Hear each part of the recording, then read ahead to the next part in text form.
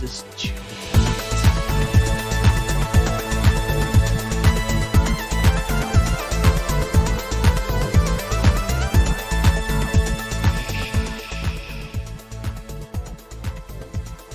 Has chat been quiet for you this week? Chat would never not listen to the cries of the people from the other room asking for everyone to be quiet. That's fair. Hi, everybody. It's troubling to me because if you really listen close, you can hear. I've tried to suck all the. No. You know, I hate you can when hear the do that. clicks. You do it directly. He does it directly into the microphone every time they're recording, and only I get to hear it because I cut it out. And I really should just make a supercut of that. It is gross. All the clicks and wet sounds of your mouth, and it's just Welcome. the pop filters are supposed to kind of abate some of that, and it doesn't really. Yeah. Look, it's gonna be in your ears. It's in my ears. It's awful. Yeah. Don't concentrate on it too much. Hey, it's No, it's not. It's not. I refuse to let this go. It's hard to be a chaos gremlin when there's no one to be the straight man. yeah. Do I have And to play the straight man I don't this want you to play time? the straight man. It's no fun. No, The absolutely. whole point is that we're supposed to be all like, haha, nobody can stop us now. Even Yeah. though he's basically in the other room. He could come in here anytime he wants and tell us to stop being children or something. You know what? Hang on a second. No, they're filming. No, Peach. Hey, Paul, can we get you to come in here and just tell us about stop being a jerk? We need him right now. Damn! Oh! I told you they were filming. No, they need him right now. Well, no one can stop us, clearly. There's your Chaos Gremlin energy. It's less fun this way. All right, everyone, it's ChillPoint, Yeah. the show where we talk about Checkpoint, which, if you were paying attention, didn't happen this week because of Friday nights. So if you like Checkpoint and you like ChillPoint, because I'm assuming if you don't like ChillPoint, you don't watch, then blame Friday nights. Blame Magic the Gathering. Another reason to hate WotC. Yeah, this energy is brought to you by you, thanks to the Patreon at patreon.com/livingreadyrun, but also to the fact that pretty much most of you backed the Friday Night's Kickstarter. Yeah, I guess you can blame yourselves at that point then. It's really... Yeah, I don't know why I say blame WotC. They're not sponsoring it at all. They're not sponsoring this at all, no. It's yeah, just you us. can't blame that on them. You can only blame that on you. Yeah. Oh, no. Paul believes in us? Why? Paul, why are you in chat? They said you couldn't come in here to tell us to not be children. I'm super And happy. You're in chat. I'm glad he's probably not watching. He's probably just in the chat, so he has no idea what we're saying. Right. So I'm Beach. I'm Heather. And we're two of the three hosts of ChillPoint. Heather edits Checkpoint. Beach I write sometimes for is it. on it, and he Yeah. writes for it. And You can tell which stories are his. Yeah. They're manic. And they're basically focus on Sometimes they talk about his childhood. kind of just all about me. So anyway, we didn't do Checkpoint this week, but because of ChillPoint, or because we are here for ChillPoint, we are going to talk about the stories that we might have covered this week, because we did ask Paul, can you please do your standard thing of just assembling We stuff out? also went and looked at the news. And we did. And put in two things. Yeah. I have opinions. Look, I have a hard time looking at the news. It's all the unfun parts of the video game industry. Yeah. And so it's just like, I guess we could talk about that shitty thing. Do we I wa- don't want Do we want to start with something actually just completely like fun? like weird and fun. We could start with something that's fun. Yeah, they've made video games about this, so Yeah, sure. Yeah. It's not real. We did promise that we could do whatever we wanted. So if we don't talk totally about video games, I think chat wouldn't tell on us, right? probably not. No. Chat, you wouldn't tell on us for not talking about video games. Or is there like a percentage that we have to do? If we hit like 80% video games, are we good enough for video games I when we think talk we've- about anything else? Well, I mean, if we can draw everything back to a video game somehow, I think we've kind of done this. I think we've kind of accomplished what we needed to. So, Okay. They have made Lord of the Rings video games. That's true. They have made Lego video games. Yes. I'm pretty sure they made a Lego Lord of the Rings video game. I don't know. Okay. But they are also making Lord of the Rings Lego. That's true. Right. We even have some in the moon base. And they're making the most evil set you could possibly make. Yeah. Can we show them the set? Oh, yeah. Zip. Here it is. The Eye of Sauron comes with the Barad-dûr set. And it also comes with, it's big, right? Like it's like 30 some inches. Like it's not quite a meter tall. Maybe that isn't that impressive now that I say it. It's not quite a meter tall. Beach, this is fun. This is fun and impressive. No, actually, I changed my mind. Not impressive at all. You got your little Gollum down there, and you've got your hobbits, and you've got Oh, is that what that is? all your Darth Vaders, and Oh, he's on. Okay, I thought it was a weird dog. yeah. Gollum is kind of a weird dog. Because he's like, he blends into that table. Yeah. Ooh, James is gonna have a hard time my precious clickety-click. making that fit somewhere in the moon base. So here's the problem, right? Like it's 5,500 pieces, obviously, and it's $460. But the thing that they're talking about, they're calling it a hidden secret, and I'm like, it's not a hidden secret if you actually just say it right out loud. If you buy multiple sets, you can stack the middle sections together and make a very tall, like an even taller. And I'm like, what constitutes a middle section? They know that they. I mean, I hate to tell secrets about Lego, but did you know you don't have to follow the instructions, so you can put things in many orders, and Right. that's not. It's not reliant upon you having to build exactly. So I'm not what it is sure they if it's a do. secret that the Lego can do what Lego can do. Yeah, it's I mean, there's obviously going to be some specialized pieces in here because that's how Lego does, right? Is that they do nothing but specialized pieces. There are no bricks that are the same. Yeah, you can't. Lego is super specialized. Yeah. And But I find it frustrating that because when they said, "Oh, you'll be able to combine multiple sets together to build a bigger tower," and I was thinking, "Oh, that's a cool idea," right? That was kind of the thing that they're pushing, or not really pushing, but the thing that they're like, "It's a secret that we're going to tell everybody about." It's so weird to me because I'm like dropping $500 American on one of these to build it. Okay, that's cool. But then to be like, drop $500 American on another one and then take out, I don't know, about 1,000 of those pieces and add them into what you've already built, and the rest of those 4,500 pieces, what do you do with them? sorry, I just want to quickly interrupt and tell chat it's okay if you heard the Windows noise. That was us. It's not your computer. Yeah. Unless your computer also made a noise exactly at the same time, doing a stealth update on you. I believe that's totally possible, but supposedly that secret Windows noise was on our end and should not affect you.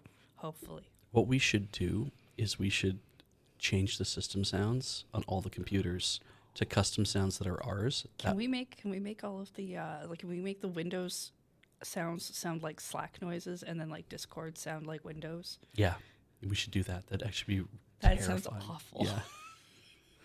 Ooh, usually I do this kind of shit with Ian on Rhythm Yeah, Cafe. This is weird energy. I love it because I don't really care about what people have to hear. I'll hear this thing and they're like, "Oh shit, was that Discord?" And it's like, "Discord's not open, man." I would prefer to like go find some older like go find like ICQ and MSN Ooh. Messenger, like things people don't use anymore, and then use those as the system sounds. We need to like how targeted do we want to get? Because if we want to get like certain age groups of people who work here, Mm-hmm. you want to hit up their like childhood of internet sounds, right? Yeah. Like, Yahoo Messenger or something, depending on. Gekyoru has the best idea. Change one of the noises into the beach drop. Oh, Change like the one that like the system like you've plugged like the one that just went off, the one that everybody hears all the time. Change that one to the beach drop. See how long it takes to piss everybody off. I do like the idea of getting someone to imitate Windows system sounds. Oh yeah, just do our own recordings. Just now. Wow. Yeah. So those were pretty clean takes. You could probably use those as like your ringtones. I remember Nobody uses the phone for function of their phone, right? I remember back in the day when I had Oh, are we done with the Lego? we're done with the Lego. Who gives a shit about Lego? Go back to booth. I remember back in the day when on my Windows 3.1 machine, when I found out that you could change sounds and stuff, that I was getting maybe this is more like Windows 95 era, but whenever it was, I knew I could do it in both, and I was doing it all the time. But then eventually, I got access to like a place to download like comedy sounds and stuff off of the internet, and and so what I did is I started. I would go get recordings of like stuff, but then I also realized at one point I'm like, I can just plug my VCR into my computer, and I can take recordings off of Wow. VHS tapes that I I liked. wish I'd had that thought as a child. Yeah, Oh, I would have done so much damage. yeah. So I made a custom Windows. So then my dad came home with his laptop one time, and I made him a custom Windows theme that had like a he. My dad's cool. He had a Yamaha Virago 1100 that he liked to ride all the time. He's a motorcycle guy, and go back and forth to his executive job at work with his bike. And so he brings home his laptop, and he's like, can you get my wallpaper on? I'm like, sure, why not? So I put it on there for him, and then I'm like, I'm going to change all of his system sounds to like custom stuff. And I do that. Did you tell him you were doing this? No. Oh, good. Okay, cool. So I'm like, why? He just thought it was cool that I was doing this at home. And so I went ahead and I changed his as well. And I changed his shutdown sound for his for his work computer.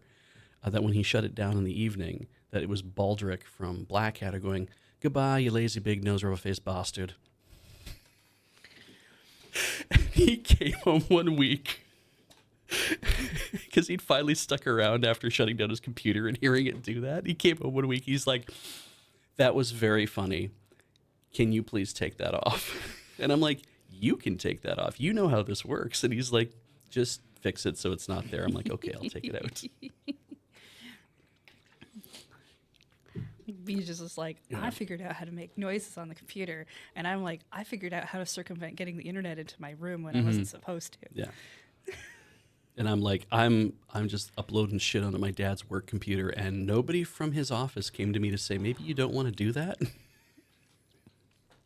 Because if I worked in IT, I'd be like, I need to have a talk with your kid to let him know, please don't just be putting random stuff from your home onto the work computers, because I have to troubleshoot that shit. Speaking of computers and voices, Hey, yeah. we have a story about Stellaris' new AI characters. Yes, we're gonna have this. We'll open the stories on here so we can kind of follow along with them. But there's nothing here that needs to be shown in this case. You're just gonna get a lot of opinions. Stellaris is made by Paradox Interactive, I believe. Sure. Yes, Paradox Development They have Studio. DLC coming out. They do. Yeah, the Machine Age. And they have some AI-style characters, I think, in-game. Yeah. I don't think they're technically AI characters. Yeah. The synthetic queen Satana, and then there's a new player advisor who's an AI. Yeah, so they're using AI-powered voices for these. But they're paying, they have actors basically giving their voices over to become AI Yeah. for these, but they're getting paid as if they were doing the lines. Yeah, but well, I think. maybe not in the sense of that they're getting paid for doing the lines. It sounds like what they're doing is we want an AI voice library. Like we want to, or rather, I should not call it AI voice library. We want a voice library. So what we've done is we've built a model. So they do receive. It literally says, Yeah. quote, "The AI voice generation tools we use on Stellaris ensure that the voice actors that signed up and built the models receive royalties for every line we create." Right. Okay. Because their whole thing in this is that they want to use AI technology ethically. Yeah. And I think this is an interesting idea. And we had a long conversation about this.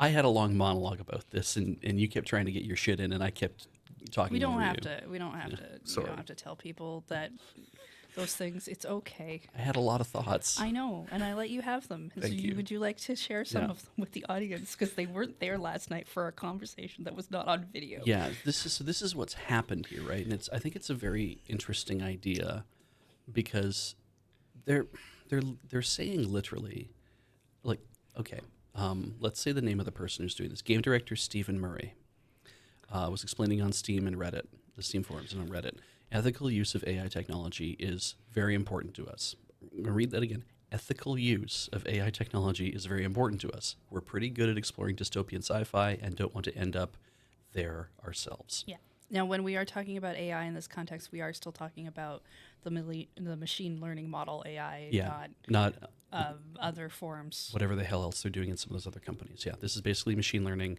They're training a voice out of a library of lines they already have. And whoever the voice actor is that they are paying to do this, they're taking this library and saying, I look at it this way. It's like if I'm a voice director working for a company and I have to call somebody in and be like, well, shit, I have to have 40 or 50 lines or 150 lines or whatever it is to get them like in the, because we got to have them there for a day. Mm-hmm. But then also I know that I can't have them be there all day because they can do, maybe, I don't know enough about the voice acting industry to say, but there's probably a limit on how long you can actually do your VA for. You typically book people for amount of time, like Yeah. a couple of hours, and I'm assuming you have like an idea of how many lines you have to get through. And you don't want them to wear out their voices. So you can't have them, if I need to have somebody voice an entire video game, you're like, well, I can't have them come in and just basically be here for 8 or 9 hours and stress their voice out and get to a point where I'm not getting what I need out of them, especially if I need them to emote and yell and do whatever. I need them to be able to rest what it is they're doing. So you might have to call them in 2 or 3 times, right? Give them the opportunity to rest in between, perhaps. So I'm not really sure how that works exactly, Me because I neither. only know based off of what we've seen in anime, which is maybe not the best reference for that, but I would assume Yeah. that, yeah, if that's their job, they will potentially pull a person in for 8 hours. But also, there's likely they're not the only one who has to do the voice acting. So you might do a couple hours of chunks, and Yeah. like that's just a And depending on the time management thing. Yeah, and depending on how the depending on how this works, it's like the idea of if I have to come in, that means I have to drive to the studio, and I have to, or if I have a home studio, then great. But it's like if I have to drive to the studio as a voice actor and record all my lines and do things that way, well, then I'm also hung up for the day.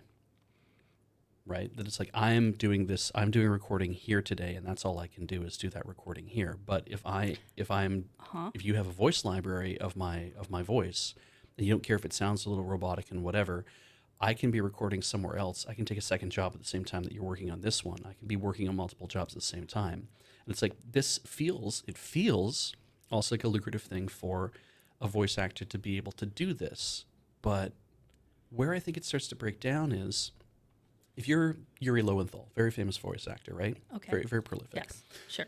Yes. Let's say Yuri makes a voice library, and he says you can license my voice library $10,000 a year or whatever, or pay me per line, like based on things. You can have access to the library, and it costs you this much money, and then you pay me per line, and then we work all that stuff out. Well, I mean, if you're licensing the library on a yearly basis, I don't know why you would pay per line. Yeah, you just license it for the year. Be like, I have $10,000 for the year, or whatever, to license Yuri Lowenfall's voice and use it in everything you want him to do.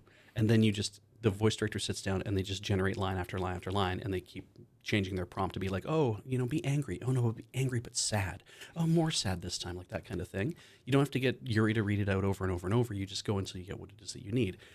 But this is great for Yuri in this case, or any other VA who's done this. But that means that, that's like, oh, well, that's perpetual work. You're always getting paid money on that. What happens to the people who are the up-and-comers who don't have an opportunity to get known and become a famous VA in that way? Because if Yuri's voice gets used for the next 60 years because it's really good, then... I mean, I don't know what the AI voice technology is at, because I know like ChatGPT and like stuff like that is generally still needs vast improvement. Mm-hmm. Essentially, if they want people using it the way they want to use it, but it's I don't know. Like, I'm still uncomfortable with this. I think it's a neat idea, but it's still uncomfortable. Like, I'm not against the use of technology and things, but at the same time, voices age, voices do things, and acting is still an art. Yeah. That you require people to communicate with each other to make the line come out the way that you want it. And people only get better at doing that by actually doing that. And I look at this and I'm like, well, if you just kind of want... Because the complaint with the idea of wanting to use generated voice AI in other studios has been because they can't afford to pay people. And I'm like, you can make video games without voices. it's not inherently, it's not required. I mean, it probably enhances what you're doing. It probably has some stuff. Hi, friends. Hello. Could you please be 50% quieter for the next 2 minutes? Than what we already are. It is picking up. We are that okay. We are whispering now. Thank you. Okay. ASMR stream. Yeah. It's so hot right now. Yeah. Thank you. Okay. So But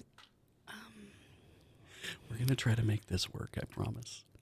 if I have to, we can open up the dock and I can just start typing things. I don't know. I thought we were already pretty quiet. I guess they're really I guess we don't have the soundproofing in the room that I thought we did. Yeah, it's good up to a certain point, but I imagine we have 3 or 4 mics running in the other room, and the boom and everything else. It's probably going to be even harder. But they are basically right next door to us. Yeah. What was I saying? Oh yeah. What I don't get in this instance is if it's just like, oh well, you need a voice. Why not just like buy a Vocaloid? Right. You need an AI sounding voice. It's kind of Vocaloids perfect. are a thing. There's lots of them. There's many of them that are not Hatsune Miku.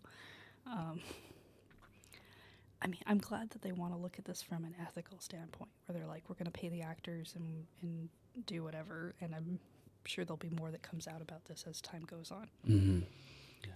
But it is kind of, it feels murky. I'm interested Also, to see. I believe at the end of this article, are we still too loud? May we interrupt? Yes. Hi! Hi, everybody. So good Still- news. You can do normal volume. Yeah. Oh, okay. Yeah, when we hire a really good sound guy, they can hear everything. I know I'm very impressed So that I he can. apologize for that. Anyways, That's okay. producer Serge, you can let loose. Paul can yell at you now. Everything is perfect. Oh, we're done with that. Yeah. out Yeah, there? we don't need Paul to yell at us Oh, anymore. nice. They did a very good job of getting down to business. At least that's what I assume. Can he still yell at you? If you want to try Okay, to but keep. you better actually yell. We needed the straight man to kind of be somebody that we can basically derail the show And over. we've already passed that point. Yeah, yeah. You it's don't cool. need Paul Why anymore. derailing the show if there's nobody trying to keep it on the rails? But I'm Exactly. working so hard to derail it I right know, now. right? I know. Well, you're you definitely have. doing that. You We were in the have middle. come in and derailed the whole fucking we were show. having a very serious discussion about voice AI. Oh, jeez. You didn't even come in during a fun topic. Oh, I'm so sorry. Yeah, that's Oh, fine. Voice Oh, using. Oh, shit, using there's more of AI us. systems, Yeah. That is a really. Thank you for letting me use the Thank you. Troublemaker. You're Yeah. welcome. I'm glad you figured it out. Yeah, who else could we get in here? Hold on. You want to? Yeah, just bring them all in. I don't mind. Walk around, do a dance. Using AI, that is a very difficult and technical discussion that has a lot of implications. Oh, I see. Someone's just gonna tip out the door on this one. I'll let Jesus. him. This is great. Right? Can you? I didn't know you could do borders on this thing. Oh, cool. It's Yeah. amazing what you can find out when you read the manual. Hmm. Can you just drop it on my desk? Yes. Awesome. Thank you so much. Yeah. If everybody else wants to come in and show off No. who's here, I don't care. But yeah, Done now. yeah. I'm glad he labeled the label maker. Yes. Thank you, Nikus. That's true. Okay. He needed to do a test run on because he was printing actual stuff because he didn't. He was trying to learn how to use it because I'm the only one who's actually used it ever before. So I'm glad that Alex knows how to use it a lot now too. So that's pretty good. Look, if I get everything wrong about AI voice generation now, it's Yeah. not my fault. That's fair. I've been distracted 3 times So where trying were to have we? a serious conversation about whether or not this is a good thing, about how this company wants to do it ethically, and that's cool and all, but they still didn't come to the point of how much energy it uses, Yeah, that's kind of and the they kind the of big ignored thing. that part. The thing at the very bottom is, of course, of game developer did an article about this, and the thing at the very end, how they close it out, is that said, Marie did address one major concern about generative AI technology: the immense amount of power it takes to respond to each prompt. Now, even if you're doing it in house, you're still having to if it's all local and you're doing your machine learning stuff on your own machines internally, you are still basically making computer go through lots of work to do it. And depending on the kind of power that you need to have it come out in a timely fashion, that might be could be hard on a computer. But also, we are building faster and better computers all the time. I was really impressed with the new what they've been, at least how they are addressing the new Apple's new Apple Silicon M4. That I was kind of like, oh, I see where they're leaning into here is they want to do more machine learning and stuff with it. So they're doing more work there. So I have no idea how they're doing their own ML. Yeah. Again, this is likely something we'll hear more about because this is just like the first story of, hey, this is the thing we're doing. And I feel like if you're a company that comes out and says we want to do this ethically, we want to make sure we're paying our actors and we're doing these things for these reasons. Yeah. I feel like you want to have a bit more transparency than the companies who are just going. So here's and I feel this is weird too because like there's another. Oh, it's so good to just talk normally now. Yeah, there's another paragraph in here where it's like, look, this seems like a fairly humdrum use of generative AI technology. In theory, the performers who provide their voices are receiving equal or greater compensation, like that thing about if you can take two jobs at once kind of idea, as if they had hopped in the booth themselves and can have their voices featured without straining their larynxes. And I'm like, but part of the job is to work your voice and is to do It is doing the voice work. is doing the voice work and then the acting portion. Yeah. I know there are people who look down on voice actors and they're like, well, that's not real acting. And I'm like, that's plenty acting. You have to do a lot in a voice to make things happen. And But I don't. Every time you say, like, you saying it like it sounds like a good thing, and I know it's not necessarily a bad thing, but every time you say, oh, you can work two jobs at once, all I hear is the gig economy. Oh, I know. And that's not good at all. No, I know. But the part about straightening your larynxes and stuff like that, too, it's like, if the idea is that if I had a voice or a collection of voices, because I do Corpline, right? If I had a collection of voices that could be turned into an AI library, and then that could be like a thing to do, like to give to people, it's like, sure, because, hey, maybe Beej isn't the best actor in the world. Maybe he doesn't take direction very well. Maybe there's all these other things about like all the voices that I do where it's like, oh, it's, we can't get quite what we want out of him because as a person, he's not an accessible, like we can't direct him in a way that get the result that we need. But if we throw it into this AI, then we can. And I'm like, sure. But I'd have to have some really specifically good voices that nobody else can do to make it worthwhile to be like, it's just better to get him to cut a whole bunch of lines and then make a voice library about it and then do it that way. Because that means that you just want a voice that nobody else can actually do in the first place. Whereas I know from attending many a convention and attending many a voice actor's interview and whatnot, that there's always people in the crowd that are willing to stand up and say, look, I can do Popeye. Can I be a voice actor? And it's like that everybody can always end up doing a replacement voice for somebody else, it seems. There's always somebody who's doing your impressions and stuff. That doesn't mean that you're good at it, and that doesn't mean you could carry a movie in it, and doesn't mean that you could be well directed in it. It doesn't mean that you're a good actor at it. The actors have to do way more work. I watch people talk about, like, there are people who think voice actors are people who can do 50 voices. There are plenty of voice actors who can only do 2 voices. Yes. Again, it's the acting portion of the voice acting. Yeah. Some people don't do a voice; they just do their own voice, but they can emote. True. Yeah. And that's still voice acting. I feel like this might be a great thing for convenience for both the VA and for the studio. Well, it's definitely for the studio. Definitely for the studio. I'm pretty sure I've seen this in video games where, or I swear I've heard talk of this thing where it's like because voice actors come in to record their voices at a specific time. Yeah. And the writing should be done at that point. But if they decide a line needs to get changed, you either have to have, especially like if it's a written out line that a person is reading on the screen, you either have to go deal with the line's going to be different written out versus what the person says because maybe you can't get the person back in. Yeah. Or whatever, you got to rent studio time. You have to, and other people are renting studio time. Of course, it's more convenient. Yeah. In that way. But I don't know if it should be. Yeah.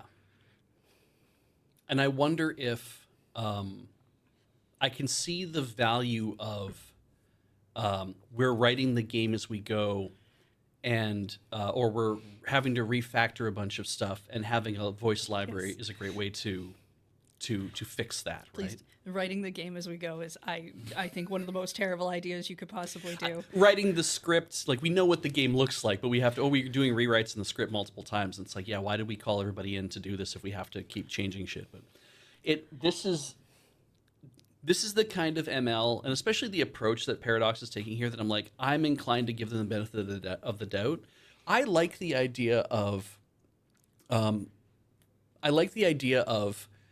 have a character. We had a voice actor come in and read all the lines for this character. Maybe it's like a companion in the game, right? Okay.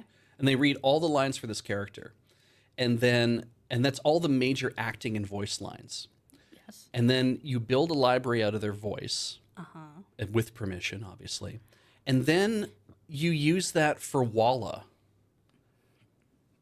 So then you take out all of the bit parts that people can do to Well, get into voice acting. Like if I was walking around with like, this is maybe a bad example, but let's say I'm walking around in Baldur's Gate 3, right? And I have my whole party with me, right? And then Karlak mutters something under her voice, Okay. right?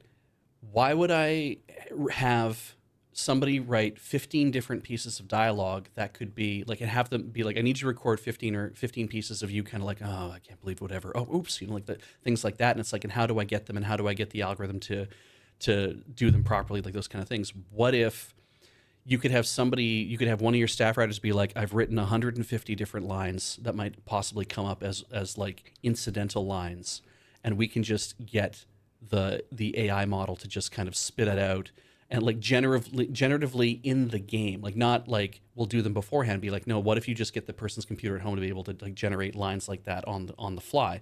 What if you could patch a game with more dialogue later and not like cutscene dialogue, but just like incidental dialogue, Walla session stuff, that kind of thing. And it's like, what if you could get that to fill in the blanks? What if you could do that for games like, what was it again? Like, Watch Dogs, whatever the game was that you walk around and people are like saying things out loud. What some of those companies have been talking about doing, which is they don't even have the generative AI also making up those lines in the writing room, and then they have other people grabbing the few lines that they think they should use, and then now you're also doing this. You're basically just cutting out any portion where a person can come in and find ways to break in. Yeah, because then you're not hiring the person who does additional voices. That's true. That you don't have. I mean, a lot of times they used to just rely upon getting a programmer to come in. Well, I agree. It's neat. It's neat. The idea of like, oh, the character will sometimes just say things, and isn't that neat? Again, what I just said was, isn't that neat? Yeah. Was it necessary? Is it necessary? Was it really necessary to do that? Yeah, it's true, right? Like they could have, and Nintendo could have made Tears of the Kingdom fully voiced. Like every person that you talk to could talk to you, but they could also talk to you with an actual real voice actor saying all the lines. They could have. You could, but they didn't need to. No, you walk up to Beetle, and he's like, yo, oh, he does all that shit, and I'm like, that's sufficient. So, do you know how? Like, I know plenty of people who turn those voices off if they can. Yeah. Because they read faster than the voice acting will happen. There's that too. When it's a scene like that, right? So they'll just mash through it. So again, I'm not really sure what you're adding in that way. Yeah. It's a lot of it feels like it's gloss when you're doing that kind of thing. ML is machine learning. That's a lot of the stuff, I guess I should explain too, is that machine learning is it's not a euphemism. They do mean something specific about, because artificial intelligence is really when they say AI, everybody wants you to picture, the grifters want you to picture that AI is artificial general intelligence, basically a thinking machine, a thing that you can just basically turn on, and it's like, I can think like a human, but I can think a million times faster, that kind of idea. Yeah. I can think larger whatevers. They want you to think that all of these AI things are like that. They're not. What we're doing right now, like a large language model, an LLM, like ChatGPT and stuff like that, those are basically combining lots and lots and lots of how language works to try to give you like conversation that makes you feel that it's like, oh, I'm talking to a real person. It's like you aren't. You're talking to something that's hallucinating. And machine learning is the basest. It's the basest part of that, to be like, all this is doing is teaching a machine to learn a data set, and then to be able to say, now, can you spit out something that would fit that data set? And like, yes, I can. And then they spit something out, and you're like, oh, okay, you did it. Or, oh, no, you didn't. Go back and fix your model. It's basically kind of making a table. Yeah. And asking for a computer to do a math problem, but in a more complicated way. Yeah. Yep. So it's, oh, God, that's good. Texan points out, or rather, Texan mentions that L points out, one actually neat use of the voice model would be to have the game character actually say the name you give your player character instead of just adventurer or guardian. And I agree that, yeah, for any of those purposes, that'd be pretty cool. Until you start naming your character, if you can make like any of the voice actors start saying really terrible things. You need quite a bit because I find people can't necessarily say how like you would have to put in the character's name, but then for that purpose you would maybe also have to put in kind of a pronunciation guide because regular people mess up other people's names Yeah. all the time, and Siri can't say Yeah. people certain things well. I've had to either. teach Siri how to say our last name. Yeah, that doesn't surprise me. Yeah, she doesn't quite get it, and so that's why there's a place where you can type in the pronunciation for her to understand, and you have to give it like a really weird D. I think I had to write in Deeree, and I think then she got Deary out of that, and I was like, great.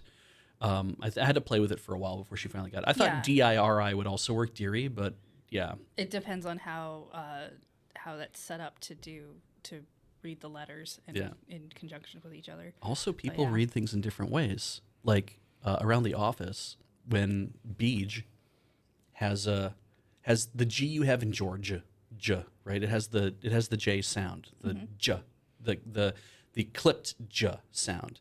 But I have people in the office who say Beej. Yeah, more of like an SH almost. Yeah, they soften that J to have a sh in it as well, and it's unusual to my ears because I'm like, that's not how it's pronounced. Because when we have a name, we associate it with a group of phonemes that sound like that name, and when you hear it, it's like the phonemes I understand to be my name. When they are different, then it starts to sound like you're mispronouncing it, even though it's just like that's how accents work, right? So anyway, so Is there more to say about this? I mean, I where do don't we think- land on this? I don't think we need to let like. I'm in the middle. I'm not against like an exploration of technology, but I do really feel like this is not going to lead to a good thing overall. Yeah, So I worry about it. because you can say you're going to be ethical about it, and it's like, sure, you can be ethical about it. Well, you can. Yeah. But like if you work for a company, people replace you, and Yeah. and stuff is owned by companies. Yeah. So And at some point, like it's like saying, oh, I will trust a person who's in charge to always do the right thing. Yeah. Even if we have stuff that's not spelt out properly, right? yeah, And it's like, well, it's fine. So and so will always do the right thing, but so and so won't last forever. yeah, at some point they leave their job, they move to a different job. And They- then you have a person who's like, well, the thing says I can do evil things, so I'm going to do evil thing. Or not necessarily even evil thing, but thing that is not so good for you yeah.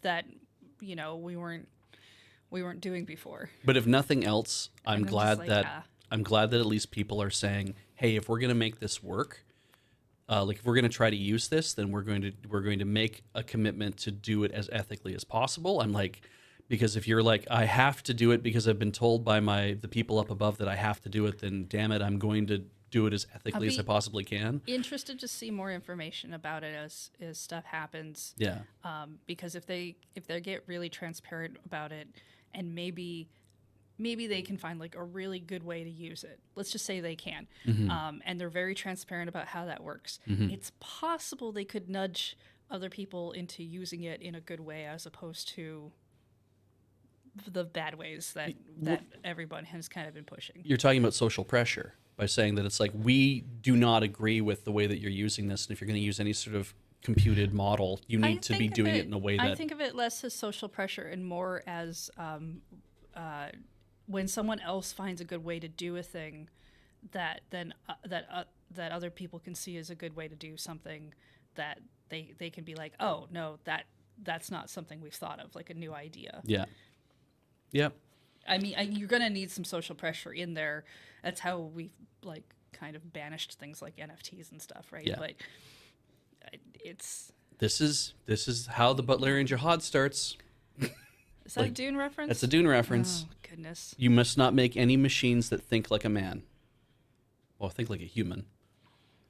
Definitely don't make machines that think like men. definitely don't do that. But definitely trying to make machines that think like humans either. So Let's move on to a different story. you bet. I don't know. You pick one. We haven't done the one at the top yet. We should do that one.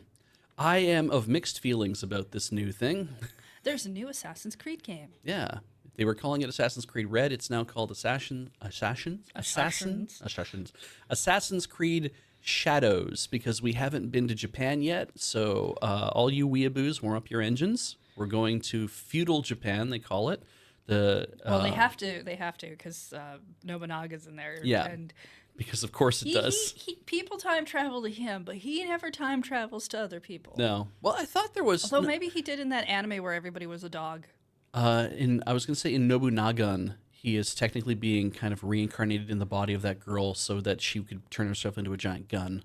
Okay, but that's not time travel. That's reincarnation. And Yeah. that's a little bit different. Yeah, he didn't. And that's more like having a ghost.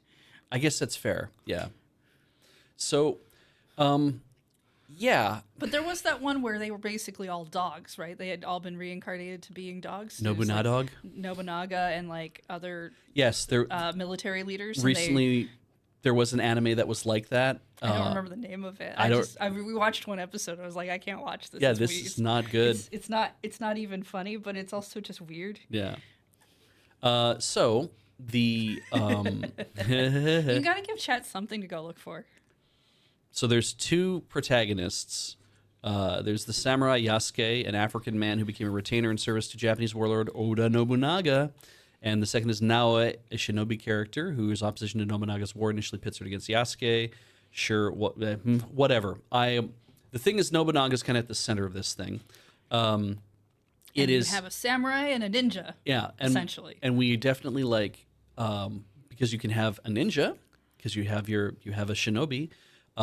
They put her in a hood, and it is very close to being like the hood, the Assassin's Creed hood. Yeah, but it is not exactly that hood. Yeah. Yeah. I guess we could probably. You want to show a bit of the trailer? Really? You want full screen? It won't full screen. There we go. It is the trailer is made in dark and slightly less dark. So I just want to find. I think it's closer to picture of her in the hood. in the end where they're all like. I mean, right there. Yeah. So, She's in the hood. being all ninja-y, but it's the Assassin's Creed hood, and Yeah. the issue I had with this was she doesn't even pull up a mask. No, she doesn't have to, because when she has the hood up, her entire face goes dark. Like there's like zero light on it at all. But yeah, it's and then I think this is the. I think this is Yasuke. I don't know if this is Nobunaga specifically. No, this is Yasuke. Okay, yeah. It is. So the frustrating thing to me is that everybody who seems to be a primary player in this are all speaking heavily accented English, and anybody who's like doing, for lack of a better thing, who's doing Walla, like, oh, come to the table, buy this thing, whatever, like that kind of thing, they're all speaking actual Japanese. And I was like watching this and being like, I cannot tell how, if I don't play Assassin's Creed games, but I'm like, I don't know if I would want to have the English one turned on either. I think I would like to just have it in voice completely in Japanese. My hope is that the people they got to do the voices that at least started speaking have accented English are also people who speak Japanese fluently, and then it would just be their voices doing the Japanese. I don't know. That would be really cool. I do kind of wonder if they because a lot of video games have this now, where if you have subtitles for your thing, maybe you have different voice options available. Yeah. And typically, it's also with Japanese-related games that we can get the Japanese voices if you want to in a game. Yeah. So I'm kind of hoping they do that. I mean, it's also just it's kind of the weeby thing to do. Yeah. And I feel like if you're going to Japan, you're marketing towards the weeby demographic. Walla is the sounds that you hear, like crowd noises and such. Yeah. I like how Marvel Leaf has it there, where the murmur of a crowd in the chat quote. Yeah, you'll have people going walla walla walla walla, or say rhubarb rhubarb rhubarb rhubarb. You know, there's some. It's I think even technically whisper sounds and stuff. Yeah. Like it's basically any kind of crowd noise. Yeah. Generally. Yeah, and then the stuff that's distinctive, I guess, isn't technically walla, because it is like you want to say what you want. If you want a line to be heard as something like a street vendor or something like that, you want to be able to hear them. That's no longer walla. I guess it's actually just like, Well, that's an actual line. that's at a that background point. voice. Yeah. I know it used to be a thing that, at least on like in sets and stuff, where you were considered a background character as long as you had fewer than a certain number of lines. Mm-hmm. But I don't know if they do that still or not. But walla is more like a reservoir full of geese.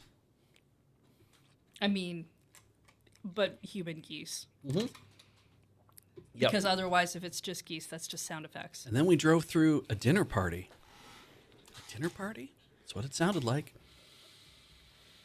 But yeah, this is coming out, and as people November. who like watching Japanese content, it was kind of like, I don't know how to approach this. I feel like I mean, I assume you're not going to. maybe I won't.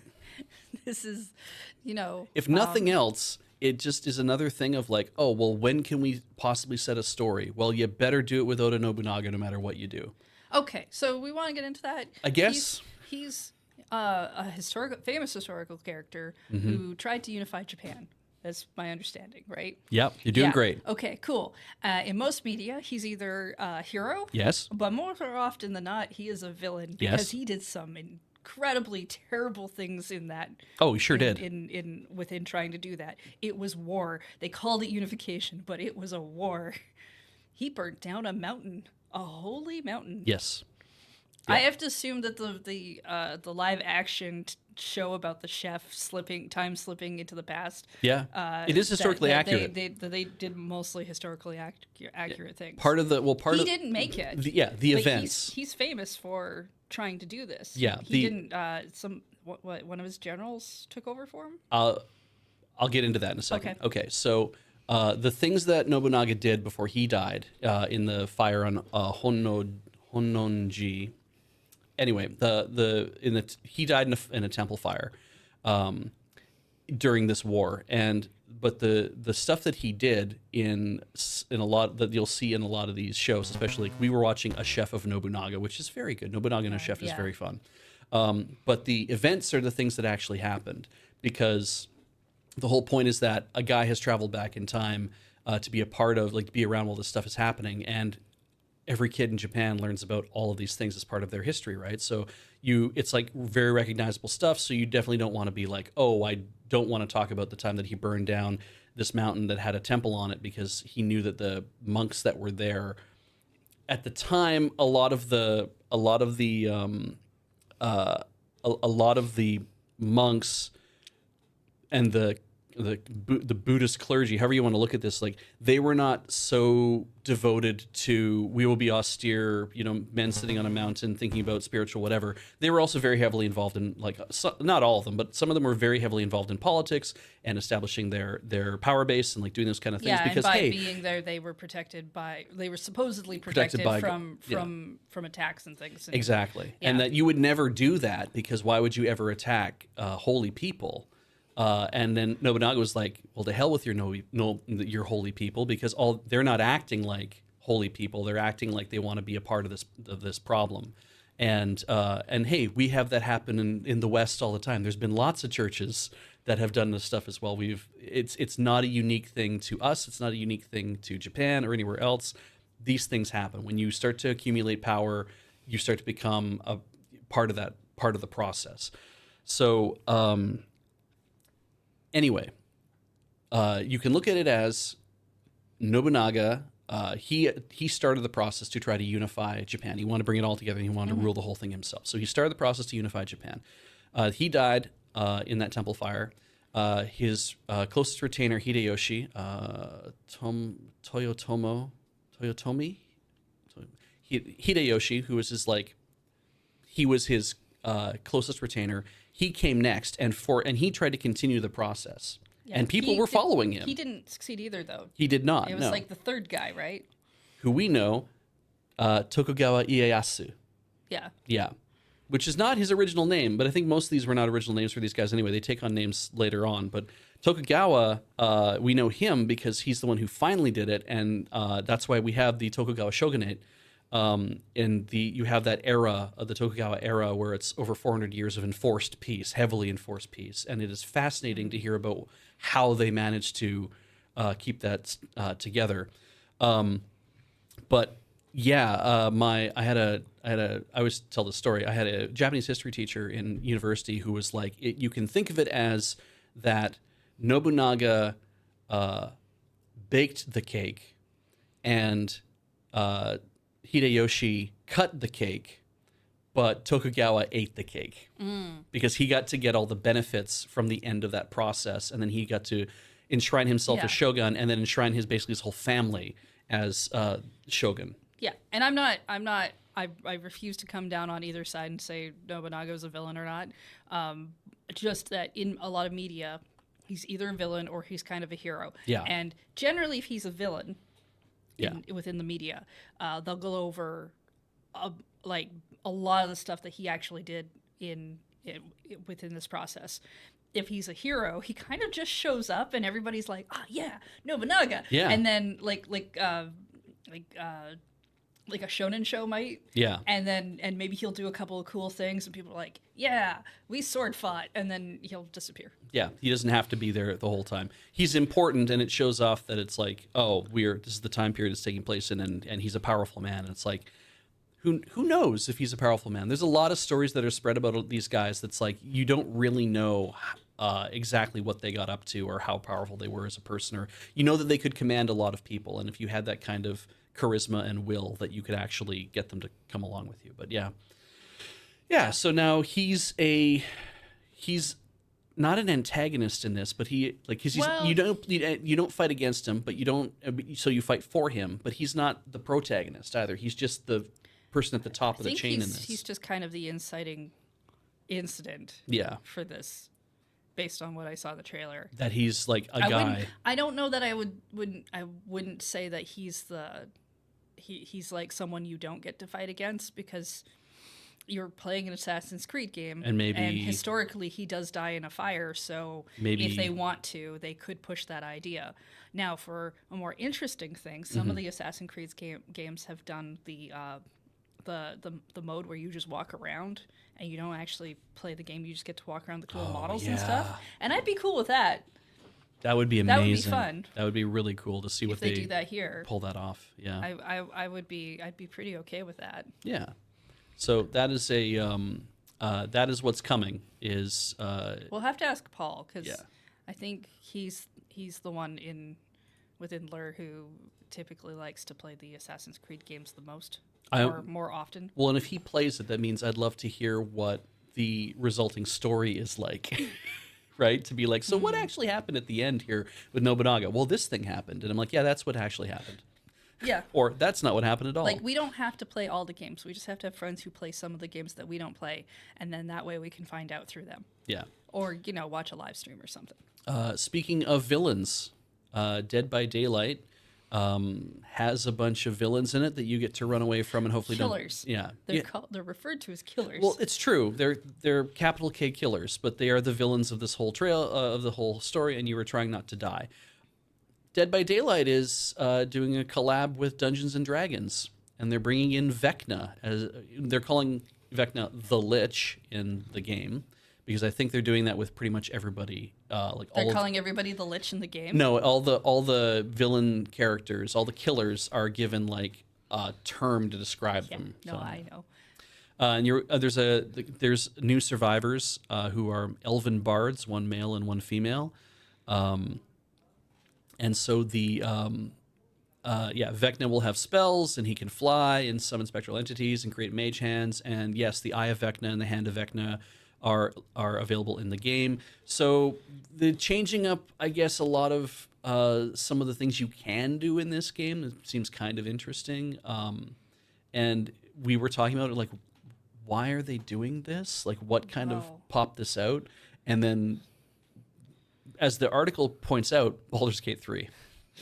Probably. I mean, the Dungeons and Dragons movie did very well as well.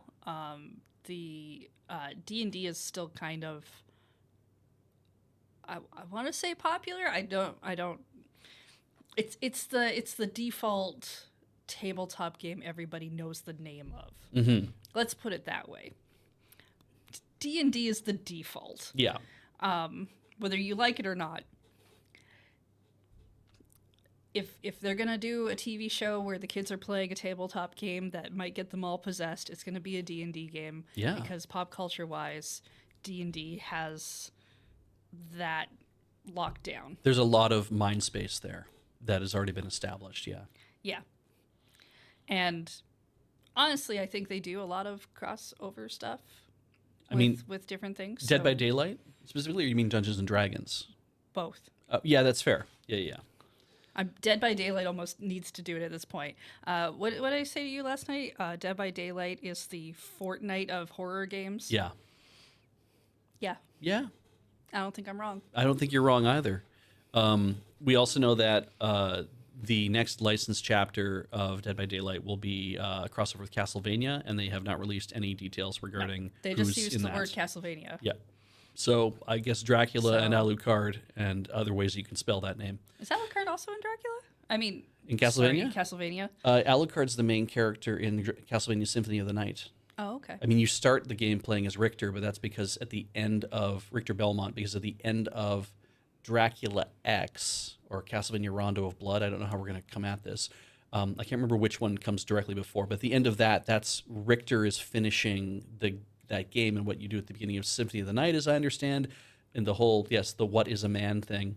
You play as Richter at the very beginning, end up in Dracula's castle, you go fight him, you kill him, and then once you do Okay. that, the game So, actually starts. Now the game truly begins. I feel like if they're going to go with Castlevania, they're going to want to go with either a character from whatever feels the most iconic Yeah. as a killer, but also probably as a survivor. It seems like every time they bring in a new killer from a franchise, you also have some characters who get to run away. Yeah, and you wouldn't pick the Belmonts for that. That wouldn't really match. But you might pick other incidental characters from, like, I think there's a woman named Maria who shows up at one point in a Castlevania game. There's some other incidental characters in, like, Dawn of Sorrows and some of the other games. You probably, because you wouldn't want to pick the heroes to run away because it doesn't feel right. You'd have to pick somebody who's like, it's a good idea that they I mean, are I running just away. when I look at things like this, I feel like you pick characters either from the first game, the game that is like basically the cult classic or the highest rated, Yeah. or the latest game. There's that too, yeah. And the latest game was Bloodstained, which is not Castlevania. There was that Lords of Darkness, I think, was That doesn't count. Yeah. Anyway, so yeah, they're getting they have Vecna coming in the new thing, and if you're into the old D&D, you probably remember that. So that must be fun to be able to remember things. How about a little round of patch notes? Okay, Cool. what game? Little Kitty Big City. You I just just played this. that. Yeah. I played that yesterday. Yeah. Well, there's an update coming out that would probably have made it a little bit easier. I don't know. I didn't really run into any like I got stuck a couple times trying to jump into a trash can I just want to show off the photo. once, and photo. yeah, I did get that hat. That was good. Nice. I couldn't get the emotes to work with the controller. I had to use the keyboard. Mhm. Like there were a couple little like things that I thought were bugs, but nothing that made the game Unplayable. unplayable. I did occasionally when I went into the menu, it would bring up a completely different menu on top of the menu, and I had a hard time getting out of that. That was a little annoying. But Well, you'll be pleased to know that the blue fan duck bin is rotatable, or that it is not rotatable. It has been fixed. I don't think I rotated it. The blue fan duck bin. Sometimes I just get on some of Yeah. these things and Yeah, Yeah. no, I know what one that is. I didn't rotate the bin. did your fruit fall achievement trigger at the correct time? I don't know what that is. Okay, well they I fixed maybe it, so now it didn't- will. I maybe didn't do that one. Mm-hmm. They did. I played the game for 4.5 hours. I didn't 100% it. Did you play it in traditional Chinese?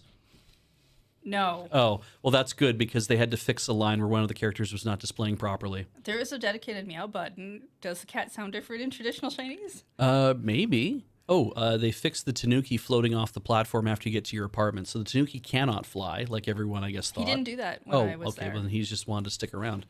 He likes me. You'll be glad to know they've made updates to the credits. You know, I did let them run, but I didn't actually read them. Mm-hmm. I let them run so that people can read them, but I do kind of ignore them. Well, they improved the area around Doggo, Big Potato, to improve the experience of getting the balls in the hole. Okay, Big Potato is great. Mm-hmm. He calls you Little Potato. Aw. And if you help him, he gives you a dog hat so that the other dogs won't bug you. So do you look like full on dog? Like It's just a hat. oh, it's just a hat. Okay. It's a hat. That has It's like not the- a bodysuit. No, but I mean, like if you put it on your, does it go on the whole head? It's like a Goes- helmet. goes around. I see. Can you get like a Dark Souls helmet in this game? Not that I saw, but I did not get all of the hats. Fair. So I cannot tell you that doesn't exist, but I did not get it myself. You can now also they fixed being able to use Doggo through the hedge. Do you normally have to use the Doggo through the hedge, or you? He popped out of the hedge at me, complaining that he had lost his balls. That's how he phrased it. What a great start. I'm glad you helped the Doggo. Yeah, there's a lot of fixes. There and were special balls he wanted that had been moved, and you had to go find them. Now, the issue probably is that when I asked him to tell me how these balls were different, he tried to tell me that they smell different and they're like different in all these ways, and that's how you'll know that they're special, because he also had a pile of regular tennis balls behind him, and those were not the balls that he was looking for. And game-wise, you had to have a way to figure out which balls you needed to bring back to him. Mm-hmm. So he told me that they had a rainbow stripe. Ah. A dog told me about the colors Oh Jesus, you're on right. the ball. Yeah. And I didn't say anything when I was playing the game because I was like, that's kind of nitpicky. But at the same time, I'm not sure how he did that. Oh, that's I'm not good. sure how he knew. Oh, that's very funny. Yeah. I mean, dogs can see a bit of color, just not like all the colors. So maybe to him, a rainbow stripe is like, oh, it's the 3 colors I can see, which is all the colors that there are. Maybe his human told him that they were rainbow or something. I'm just not sure how he knew. Maybe he has robot eyes. I don't know. He could be He like called me Little Potato though. he could be a Because after I told him that, because he was like, my human calls me the squishiest, smoothest, whatever, and one of the dialogue options I had was to be like, but my human says I was the squishiest, smoothest, whatever, and he didn't deny that fact. He was just like, we must be the same. You're the little potato and I'm big potato, and it was very great. I wouldn't think of potatoes as being particularly squishy, or they do sometimes get squishy and then they have to go. Oh yeah, I did go fight a kaiju. That did happen. I was just. Or was a kaiju. Yes, both. Both of those things happened. Could it be possible this dog is like a tetrachromate or whatever it is that you call people who have specialized cones in their eyes that can see even more colors? Maybe. Maybe the dog is. I just special. don't know how he knew what rainbows were. Mm-hmm. That's all. Yeah, that's fair. Again, I said I didn't talk about this during stream because it seemed awfully nitpicky. Yeah. But ChillPoint's a great time to pull this stuff I up. agree. Yeah, Doc Laza says dog rainbows just have fewer colors, and it's like that's fair. Tetrachromate. That's good. Yeah, the dynamic tail animator has been fixed. It was being on in some cases when it shouldn't be.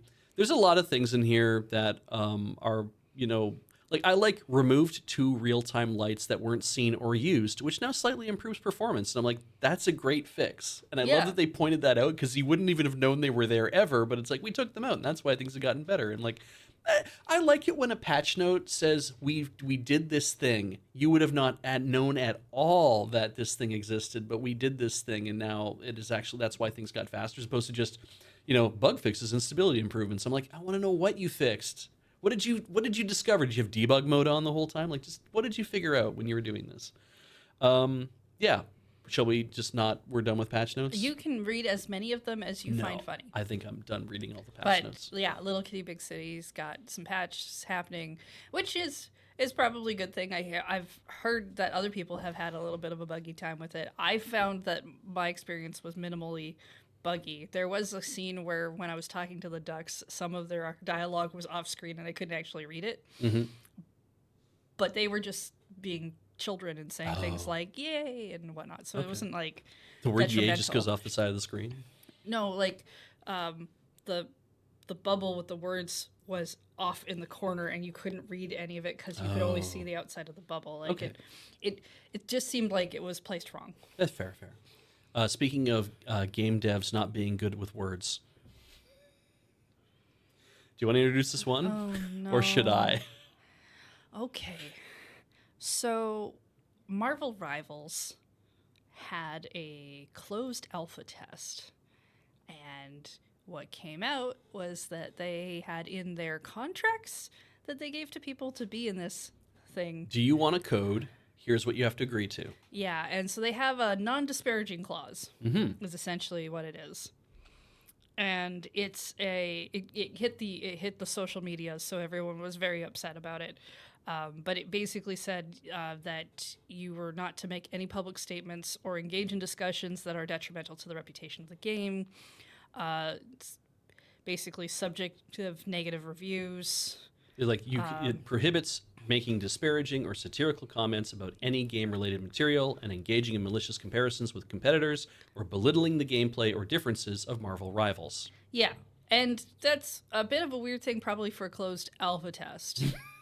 Because it's gonna be buggy. Yeah. However, because the reaction to this is like a lot of people got very angry about it. But a non-disparaging clause agreement shows up in a lot of contracts for this kind of thing. Yeah, and you and I talked about this. It's like, just because it's common doesn't mean that it's good. No, I'm not saying it's good. I'm just saying it But it's not also news. It was weird to see people react that way to me because I've seen it show up in a lot of other contracts. And usually what you do is you say, because proper contract negotiation is people send you a contract, you read it, and then you say, hey, I would like these changes made before I sign it. And Yeah. now a lot of streamers don't do that. They just read the contract and they either agree to a thing or they don't. Yeah. I mean, the person that you offer changes to can come back and say, we're not making changes, and then you don't get the thing. I don't know if it's very important to you that you can't do stuff that is written in that contract, don't fucking sign it, but definitely read them. But to me, I'm like, I swear non-disparagement agreements typically show up in boilerplate contracts. Yeah.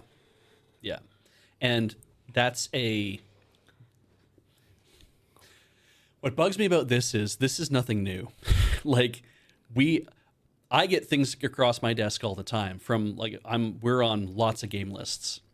There's always people reaching out to be like, hey, do you want a code to play this? Do you want a code to play this? Like, we don't have Yeah. time to play Now, every game that comes across our desk, Usually when obviously. someone's just giving you a code, they don't have you sign a contract. Generally, yeah. That's not I'll been get a thing. I'll get an email from somebody being like, we want you to play the game, here's the code. Like, literally just send you the code. Normally you get non-disparagement agreements in, we're going to pay you a lot of money, please play this game, do whatever, say good things about it. Yeah.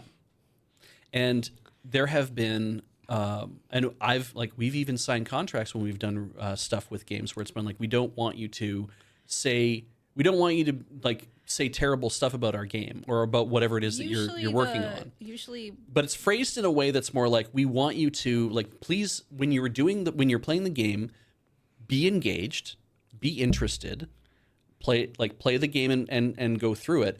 But it's never about make a bunch of shit up to say positive things about stuff. They're No, it's always like, the do not wording- say negative stuff, but do not just make up positive stuff. the wording for a bunch of stuff that I've seen, that is especially stuff that we've agreed to that might have that kind of clause in it, it usually comes off as, we would really like it if people didn't try to make hated content Yeah. about our thing. I feel like what they're really trying to go for. Now, they did come out and say, who was this? NetEase is the people making Marvel Rivals. But they came back and they apologized for the wording of this.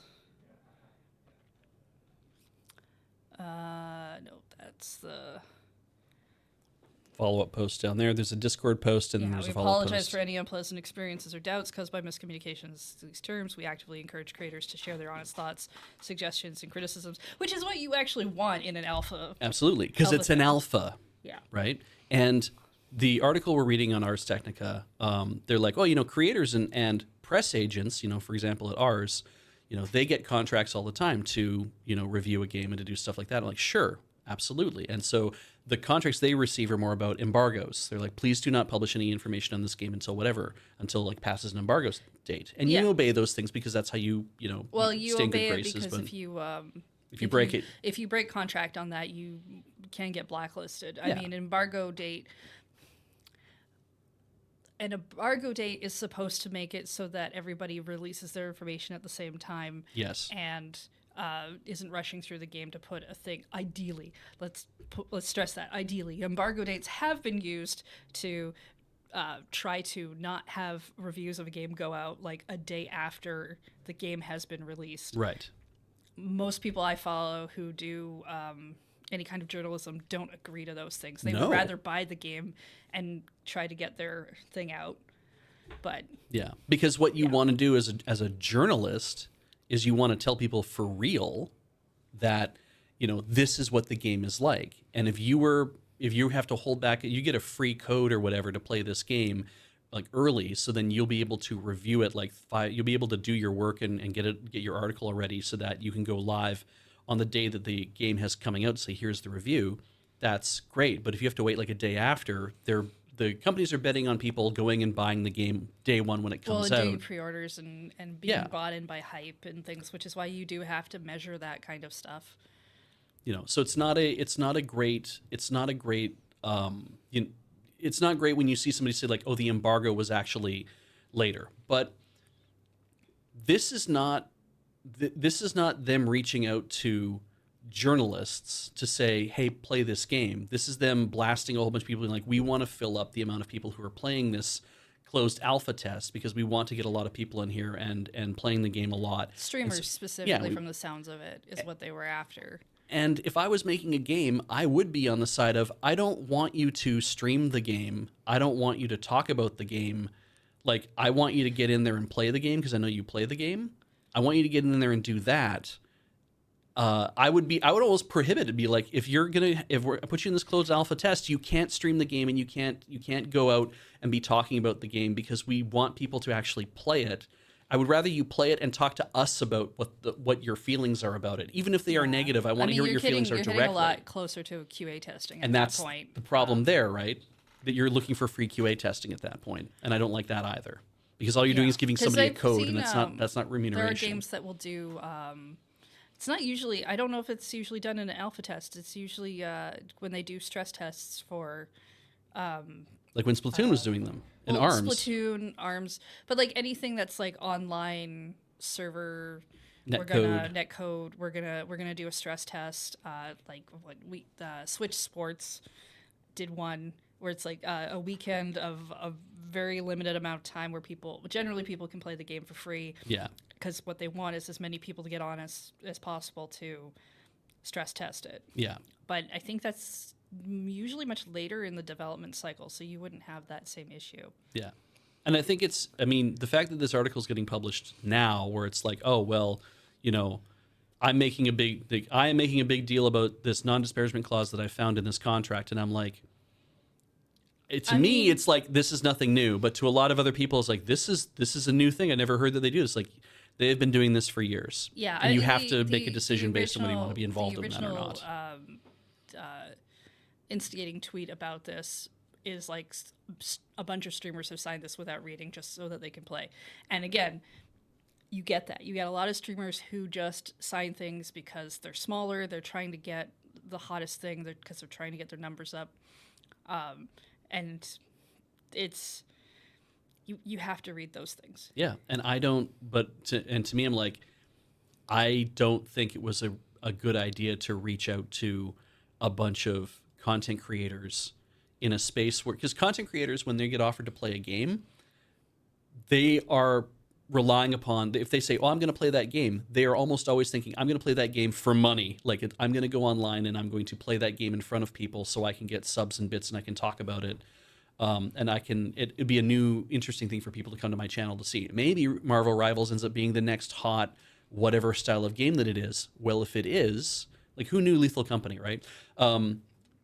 But if this is the next hot game that there is that's going to play, I better get in it early and start doing it now so I can become the world's #1 Marvel Rivals streamer person that 40,000 people want to come watch me, and then I can make a lot of money. There's a lot of bets being made about what is going to be the next big thing. So there is this attitude of, if I'm going to make content out of something, then yeah, give me a free key, let me into the test, let me be a part of this thing, let me try to push as well and make money off of it. And to be told that you can't say anything negative, that would feel like shit. I would not want to be in that position either. But I find it weird that, people are getting mad about it now. Like, I feel we should have been mad about it then, but I guess the next best time to get mad about it is now. I mean, I really think the whole point of it boils down to read your contracts. There's that too. Yeah, definitely. Especially if you're a streamer, you should definitely be reading your contracts. Yeah. There are so many contracts that go out, and you really need to actually think about what they're saying. I don't know if we've gotten any of them specifically, but I've heard other stories where people have gotten things for stuff that's like, oh, well, you make a video, and they basically in the email tell you not to tell people that it's a sponsored piece of content. Yes. Which is... In the United States, especially, is illegal. It's very illegal. You can't... I don't know about the rest of the world, but I know that the FTC does not look on that very well. I'm pretty sure it's not legal in Canada. Yeah, it probably is not legal in Canada and either. technically, if you're making YouTube content, you have to follow certain rules that are in the States. Yeah. Because that is where their company is. Yep. So... Yeah. It is what it is, but and I don't think it's particularly a great thing, but Yeah. I can kind of understand why it's a thing. I feel like that if I'm being asked to positively promote something for somebody, like to act as an advertising entity for that, I am going to say #sponsored. I am going to say, here's what's coming out of this. I'm going to try to be as honest as I can within Loading Ready Run to be like, I'm going to tell you honestly how I feel about this thing, but at the same time, if we are being #sponsored to do a thing, then we are probably going to try to give you the best spin that we can for the company so they're also happy. But I don't want to take contracts where we're like, I hate this thing, but I'm going to take the money. I don't want to be in that position ever. Ideally, I'd like to not. Yeah, it's a feel bad. We try to have some integrity, right? We have to live in this system. We have to live in the system, yeah. We are in a position, Loading Ready Run is in a position where we can say, we can do stuff like that. Yeah. We can say we don't want to do Raid Shadow Legends if we're not interested in actually doing Raid Shadow Legends. Yeah. Not everybody is in that. And I don't think that's, it happens. Yeah, it definitely does. I mean, I guess I'm not personally, not Loading Ready. I'm not personally against taking money from Plarium to promote Raid Shadow Legends. If it was like, oh yeah, we're going to give you $5,000 to promote this thing once, I'd be like, oh, that sounds like a great deal. I'll promote this thing, I guess. But it's like, it's never that. It's always make this video, then make a follow-up video, then embed these trackers, then do this thing. Then we're only going to pay you based on how many people actually start playing a game. And then we're only going to start if they only play the game for a week or they play the game for a month. And then and it's like, oh, this starts to sound like a miserable process. I hate work. But I like to point out that we're in this position because I know there are other people who stream who are not, who will take that kind of work. And there's nothing, I don't think there's anything actually particularly wrong with taking work that's like, oh, people need to sign up for a thing. It's true. Yeah. But yeah. I don't personally like Raid Shadow Legends, so that's why I bring them up. Yeah. I hope that enough. I hope that more companies start to pivot towards that to be like, if we want you, like, keep that in mind, like, oh, we're going to give out codes. It's like, well, if you want us to play your thing, be willing to put a little money in front of that than just the code, because you're paying to engage my time to do it as well. And I know that a lot of people are hoping they get it for free. And I'm like, yeah, if you run a company, you want to get as much coverage as you can for free. But if you really want to promote your thing. If you're a small indie studio, yeah, dropping out codes to try to get your game promoted is like one of the cheapest things you can try to do. It is true. Yeah, that's very true. That too. doesn't mean like a bigger company can supposedly can afford to pay people to also do that advertising. But I don't know anymore. They keep closing studios, so I'm not sure they have money at all. Right. Like, not money they wanted to spend anyhow. Yeah. All right. Speaking of companies closing down, Doing stuff. They're not closing anything. reevaluating their position on some stuff. They're not closing anything. You're Okay, right. No, when you say it that way, it sounds like they're closing stuff, but they're saying that they're not closing I stuff. like but that that's Take Two. Yeah. This is Square Enix. Yes, this is true. Square Enix is aggressively pursuing a multi-platform strategy in their company Reboot, according to this headline from Game Informer. This is written by Wesley LeBlanc. Maybe they came with the headline, maybe they don't, but I just read it word for word, so I'm going to give them an attribution for that. You know what? Can I show off the Can you make the graphic bigger? let's see if we can make the graphic bigger Because first. it's just. Yes. No. Can you click on it? Maybe like open the image in a different Ooh, tab or let's something. see what we can do here. Yeah. Yeah. Okay. Not because I don't. Well, I mean, they shouldn't have to suffer through the ads of the article, but But it's also hard to because read. it's hard to read this. Yeah. So Square Enix is over the next 3 years they are undergoing a reboot. And now when But not like a fun reboot. I apologize. We need silence for about 2 minutes. Okay. Make 1 minute. Make faces. Thank Okay. you. Sorry. read this and we'll sit here for 2 minutes.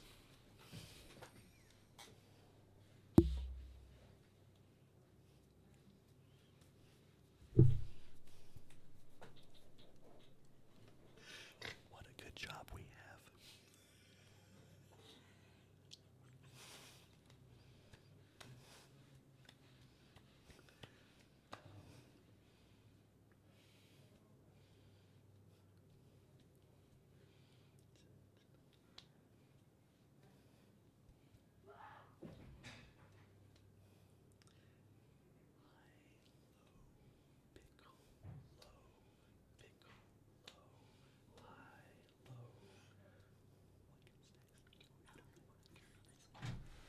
Thank you. We good? You're Okay, welcome.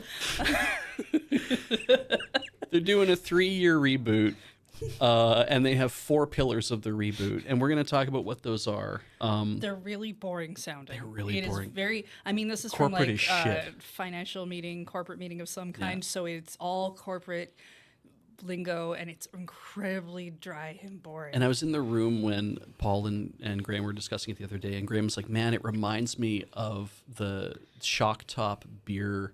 Shock Top craft beer was a false craft beer. It was like a craft beer, but it wasn't like run by a tiny brewery, like a microbrewery. It was like it was being made it was being made by Ambev."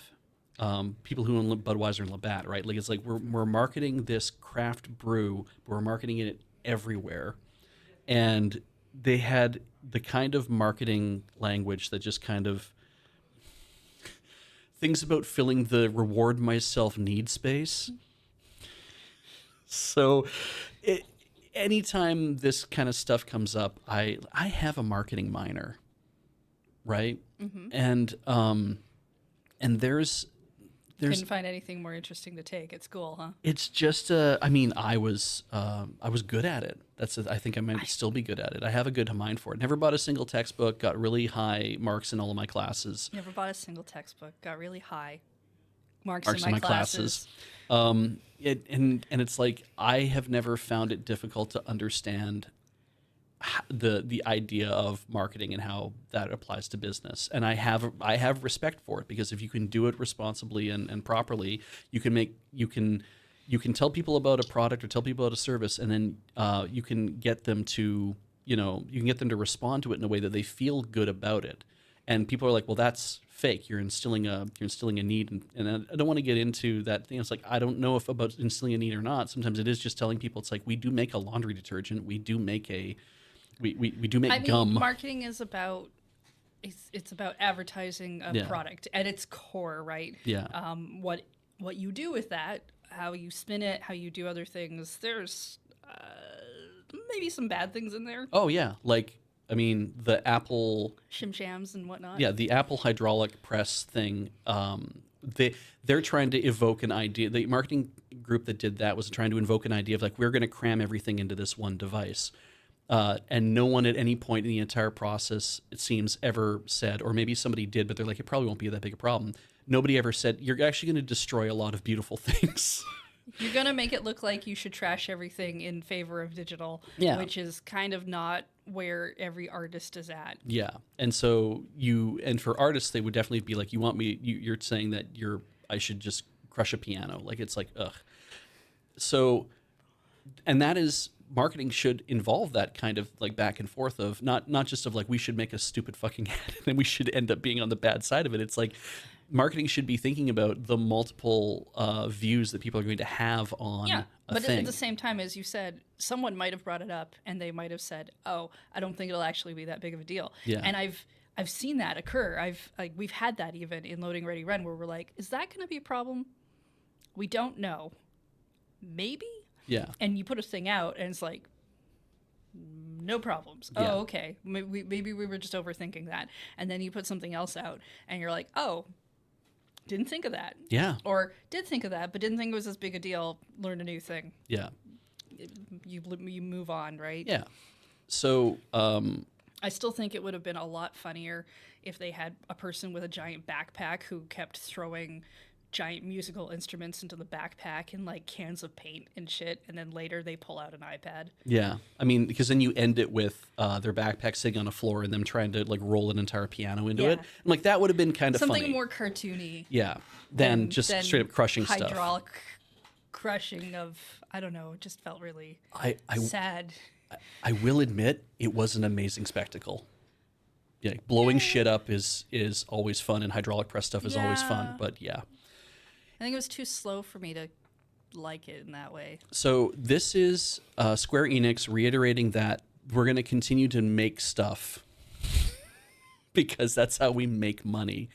But they do see it in because we were talking about this, and they were talking. Their 4 pillars of their 3-year reboot mention the digital entertainment, the light blue sphere by name, and does not mention merchandising or amusement or comics, books, and novels. And doesn't mention IP, but IP is kind of their central thing. Is that we control an intellectual property, so we want to stuff Cloud Strife not just into video games, but we want to make a fucking roller coaster ride out of him or something, or a pachinko machine. It's like You said make a amusement ride out of him, and I just pictured like, I don't know, Cloud's face on the front of a roller coaster, Just screaming. with his mouth just wide open, screaming. Yeah. And there's, I don't know, a giant sword tail on it. yeah, or you have like a roller coaster that's got like Aerith's face on the front of one, and it's being chased by Sephiroth's one. You know, like anyway, you don't want to ride in the Aerith one because that you die anyway.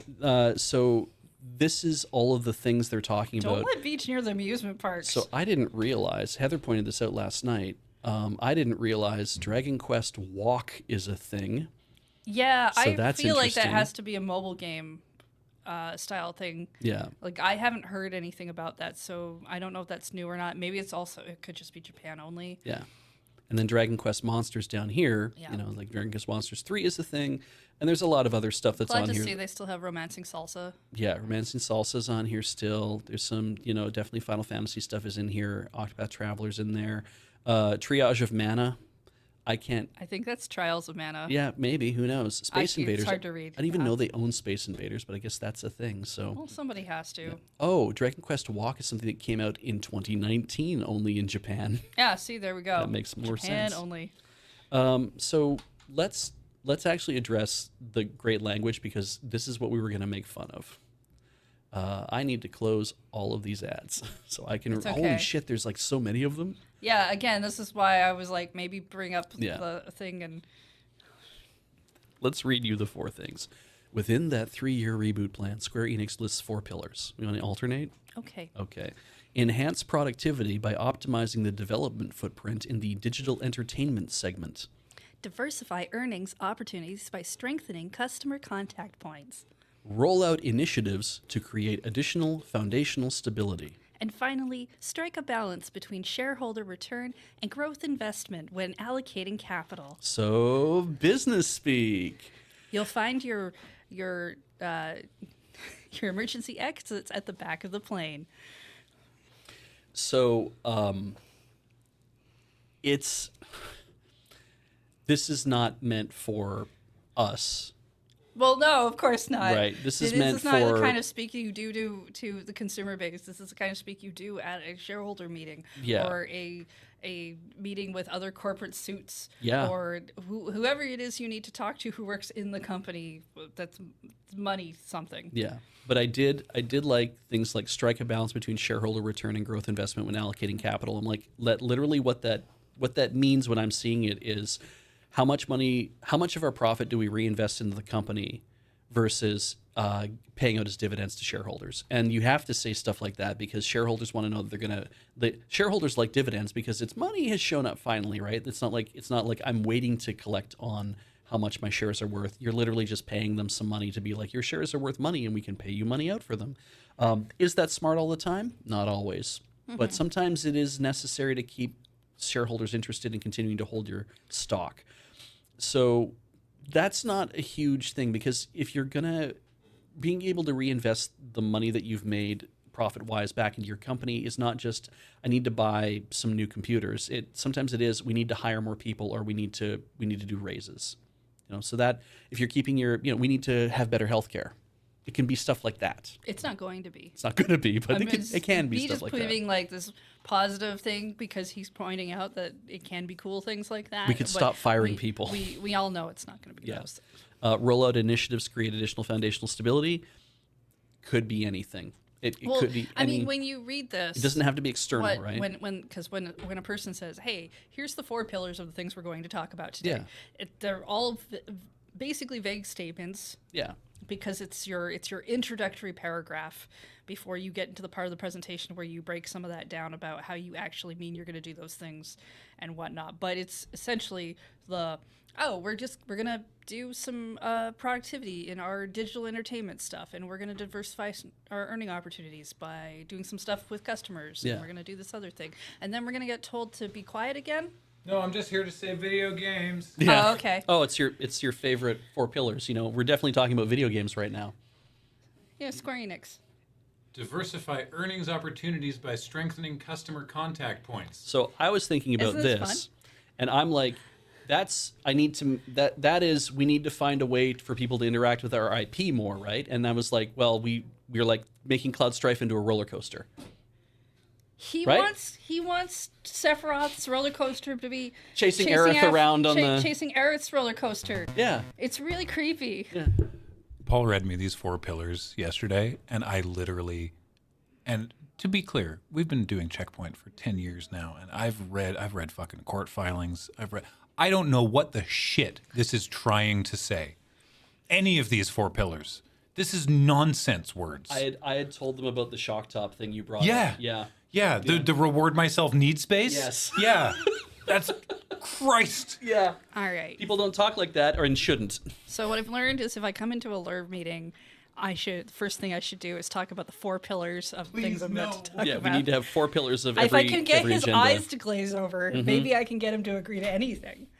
The idea of like rolling out initiatives to create additional foundational stability could be as much as we need to do more things we need to make more plushies of 2B, right? Like from Nier Automata. We need to make more plushies of that because for whatever reason that's a market we're not already in. They are definitely in that market. But it could also be like the 3 other spheres that are in that thing that were like comics and books and novels. It's like, well, should there be Final Fantasy VII Rebirth, the novel of the video game? Like, should that exist? Should we make that?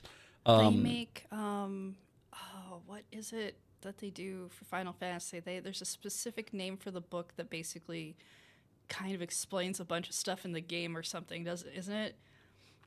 I swear it's like Masterworks. No, maybe that's the Zelda one. But I swear there's like there's a specific kind of book that comes out for some Final Fantasy games. Ultimanias. Okay. Yeah, okay, that sounds right. But that yeah. kind of, so they'll have like those kinds of books definitely. There's definitely Final Fantasy manga. Yeah. There was a movie once. I'm actually not Twice. sure why they haven't done. remaking the same movie isn't the same. I just thing. meant The Spirits Within was a Final Fantasy movie technically, and then also Final Fantasy VII Advent Children. You know what they say about Final Fantasy Spirits Within Is- it's the greatest sci-fi movie of all time. Yes. As will as will certain video game characters attest to. Yeah. It's It's a joke. It's not my actual opinion. For those of you who don't know, so it's okay. saying you're going to create additional foundational stability could be just about anything, but I'm assuming what they're meaning is the three other spheres of the company to be like push out more things into there to be like there's other ways that we can be keeping the company have more solid revenue, but like diversify earnings opportunities by strengthening customer contact points. That's just saying that we want to find more ways to sell these fucking otaku the same thing over and over. Well, yeah. So we have to find very different ways to do it, and let's customer contact points is like how often can I get you to? Because I was like, well, what if it's like that you go into Family Mart so you can buy the Final Fantasy VII donut, right? Uh-huh. Or like the toppers that go on whatever. And then I was like, actually, you know what? Fuck it. Why don't you just buy Family Mart? Like, why don't you just buy Lawson's and be like, we own Lawson's now, and we're gonna brand everything in Lawson's with Dragon Quest and make people very I'm happy. sure you can't just go into the store and buy it. Somebody has to actually agree that they're selling it. Yeah. As opposed to what some people act like how things get bought. That's not really how it works. But It doesn't have to be just making a they new probably mobile they, game. there are like Final Fantasy like pop-up cafes and things, so I imagine it would be stuff like that, promotional, right?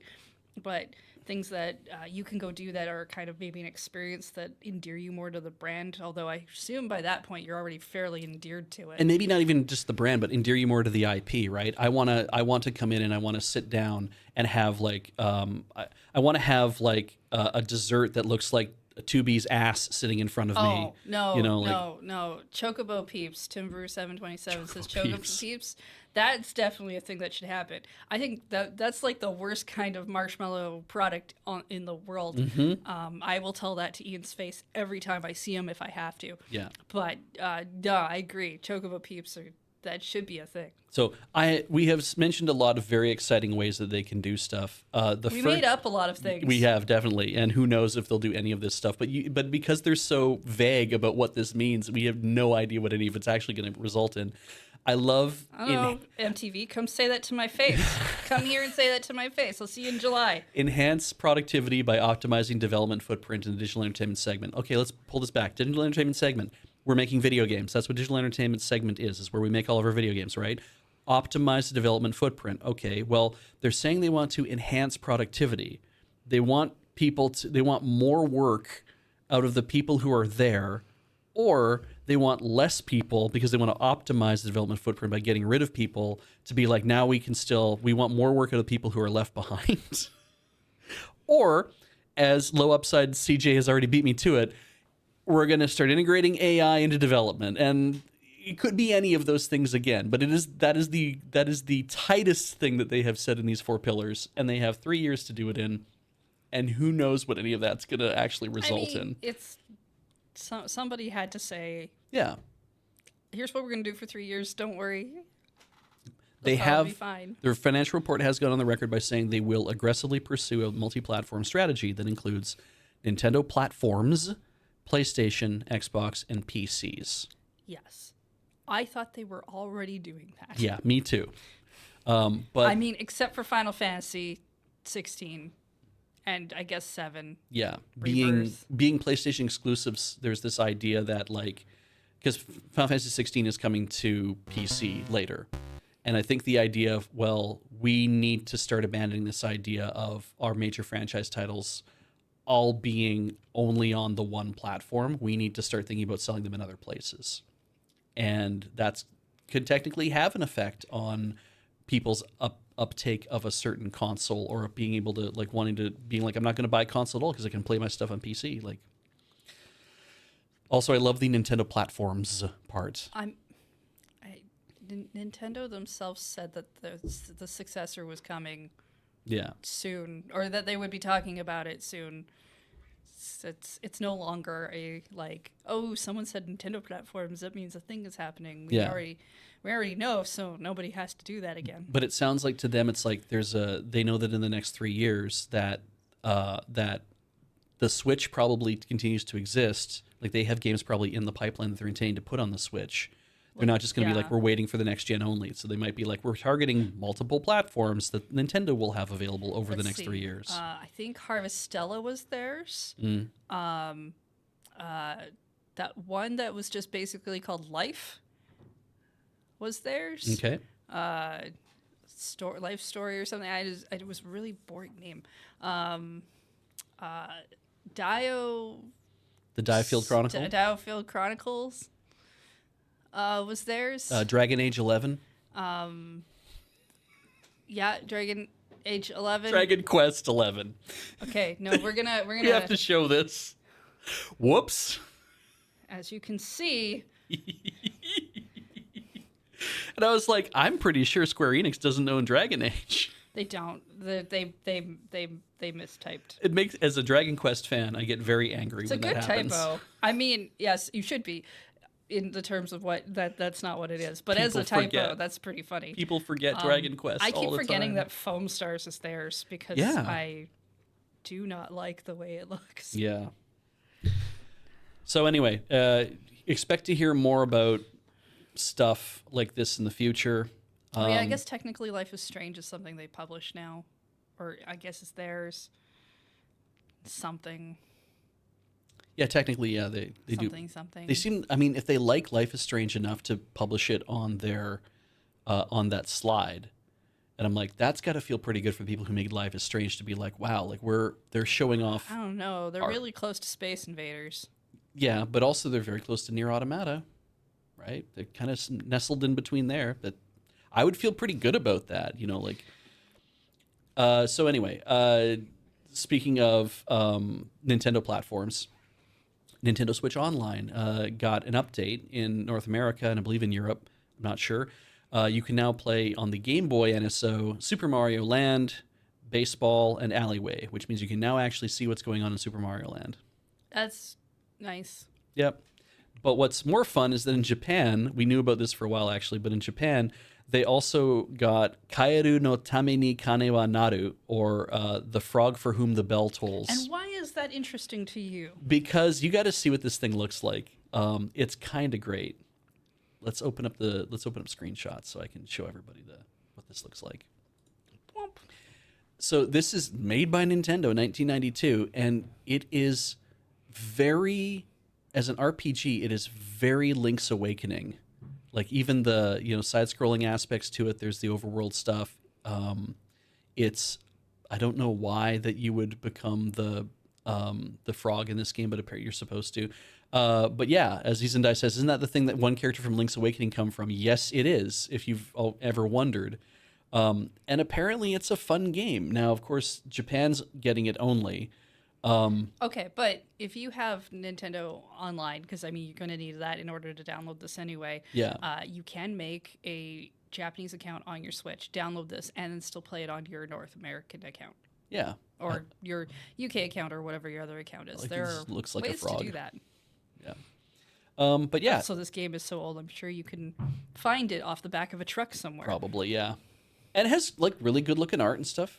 So you might want to if you need to be able to read it. Richado dewa naika. Skull. Yeah, more skulls. It's very RPG, right? Mm-hmm. I think it's really neat. I read there was an article about it a while ago. I can't remember if we actually talked about it on Checkpoint or not, but I was just kind of like, this game I looks don't think cool. we talked about So, it on Checkpoint. We might have talked about it a little bit on ChillPoint yeah. at one point, but I can't tell. You and I have a lot of conversations about games before we do ChillPoint, Yeah. and I get them a little confused. So that's happening, and it was nice to be able to point out the frog game again. And something else, speaking of Nintendo platforms, Well, we have some good news. Sort of. Well, I don't know if I would necessarily call it good news. Yeah. Everybody knows about X. Formerly Twitter. and they did like an API change like ages ago, and some stuff kind of fell off. But Nintendo, you could still post your stuff to X through the share option. Supposedly Facebook too, I think. Yeah. Which I didn't know about, but I got ties with Facebook ages ago. So, they've Nintendo has. You can no longer post your screenshots and videos to Twitter through the Switch album, or send your friend requests to social media users via friend suggestions feature. Yeah, they're removing all X integration. Yeah. Now, the reason I say this isn't necessarily a good thing is there's a couple ways to get photos off your Switch. Yes. One is, I think, to take the card out and put it in your computer, or plug your Switch into it, or something like that. Yep. Something a little bit more direct, but that's a little annoying. There is the method I typically actually use is you can do it through your smartphone. This has not worked for everybody. I've seen people talk about how this just doesn't work for them. Yeah. But you can do it through your ideally, you can do it through your smartphone. That's how I've been doing it, is you pull out your phone. It gives you a little cube of whatever, and you select the photos, and you basically are saving them manually. It's a little janky, but QR code, thank you. But it's there. And then the other method a lot of people were using was they would post them to a social media account and then save Download them from there. Yeah. And that's also definitely a thing I've done there's some forums I've been in where I've posted stuff that way, because the forum itself won't host pictures and you need a place to grab the picture from. And so if you have a social media account that you can link to, you can get the photo on the forum in a nicer way.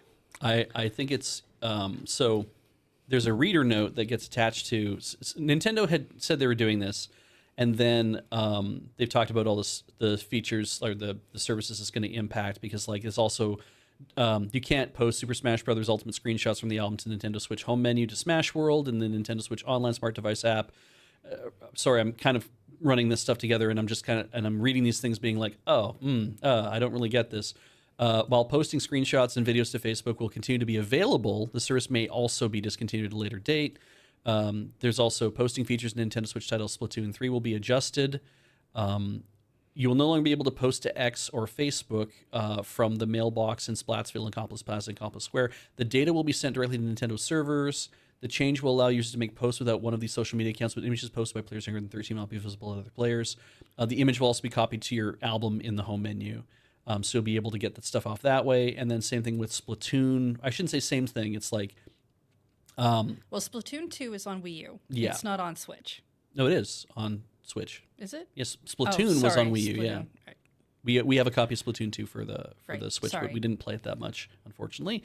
But I wasn't really that into it. Characters that appear in posts that are displayed in the square will be replaced by data already prepared within the game's software. So it's kind of not, a great position there. And yeah, you can't do friend requests through... It's a friend suggestions menu. Yeah. So it's basically a thing that it suggests to you people you might want to be friends with because you're friends with them on other places. Yeah. Which I don't know if people really used a lot. I think Yeah. I used it when I set up my Switch initially. I thought it was very handy to but have. after that, I didn't. I haven't. Yeah. So the X Gaming Twitter account responded with some stuff they wanted to say. There's a great note where they say, we worked together with Nintendo throughout the process to ensure API access for this integration, but ultimately it was a product decision made by Nintendo. Our partnership with Nintendo remains strong. We're working together to ensure smooth transition. Doesn't really matter about this. There's a reader note attached, and I'm like, don't know how true this is, but it is very believable. The reader note is, this is in direct response to X changing their API. Specifically, X is charging companies upwards of $40,000 or more per month to access its API. Sony's PlayStation and Microsoft's Xbox already removed integration with X last year. Yeah. A Yeah. lot of companies did. 'Cause Yeah. almost almost everything you had like a feature of, oh, do you want to share this to Twitter? Do you want to post Yeah. this to Twitter? And then the API change happened, and a bunch of them turned that off. Yeah. Immediately. And it is kind of a funny. And I honestly was surprised Nintendo had theirs still going. They're kind of a Nintendo always seems to me a little bit like a sleepy beast. That's like when they finally kind of get running, like when they finally like wake up and they start walking, it's like, all right, we got to take care of this internet thing. Okay, let's take care of that. And I mean, maybe they were working with X to be like, maybe we can get a good deal. We don't have to completely rip out an entire feature. I mean, I'm sure they didn't want to. Yeah. I can't imagine having that programmed within your console and being happy that it would be a thing that would have that kind of a change. Yeah, nobody wants to lose features from a thing, but for them to be like, we're better working without you guys, thanks. And that could be any number of reasons. In addition to the money, it could be just the way that the company feels about where X is going. Maybe there's some people being like, boy, it would be certainly great if they brought back Miiverse. And I mean, I don't think Nintendo wants to launch another social media. Probably not. But Miiverse was very cute. Yeah.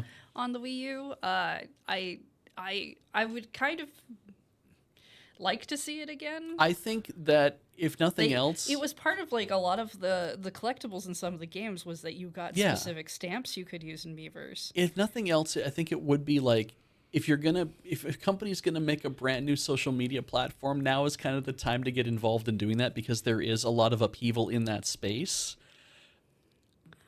I think it would still be really cool if they did. I think it would be too. I don't know. Part of me is still hoping that when the Switch successor comes out, and I'm assuming still a hybrid model, so something still portable that you can take around. My hope is really that they can figure out a way to engage with Street Pass again. Yeah. And the Switch doesn't have the same battery life, or at least when it came out, it didn't have the same battery life as like a 3DS did.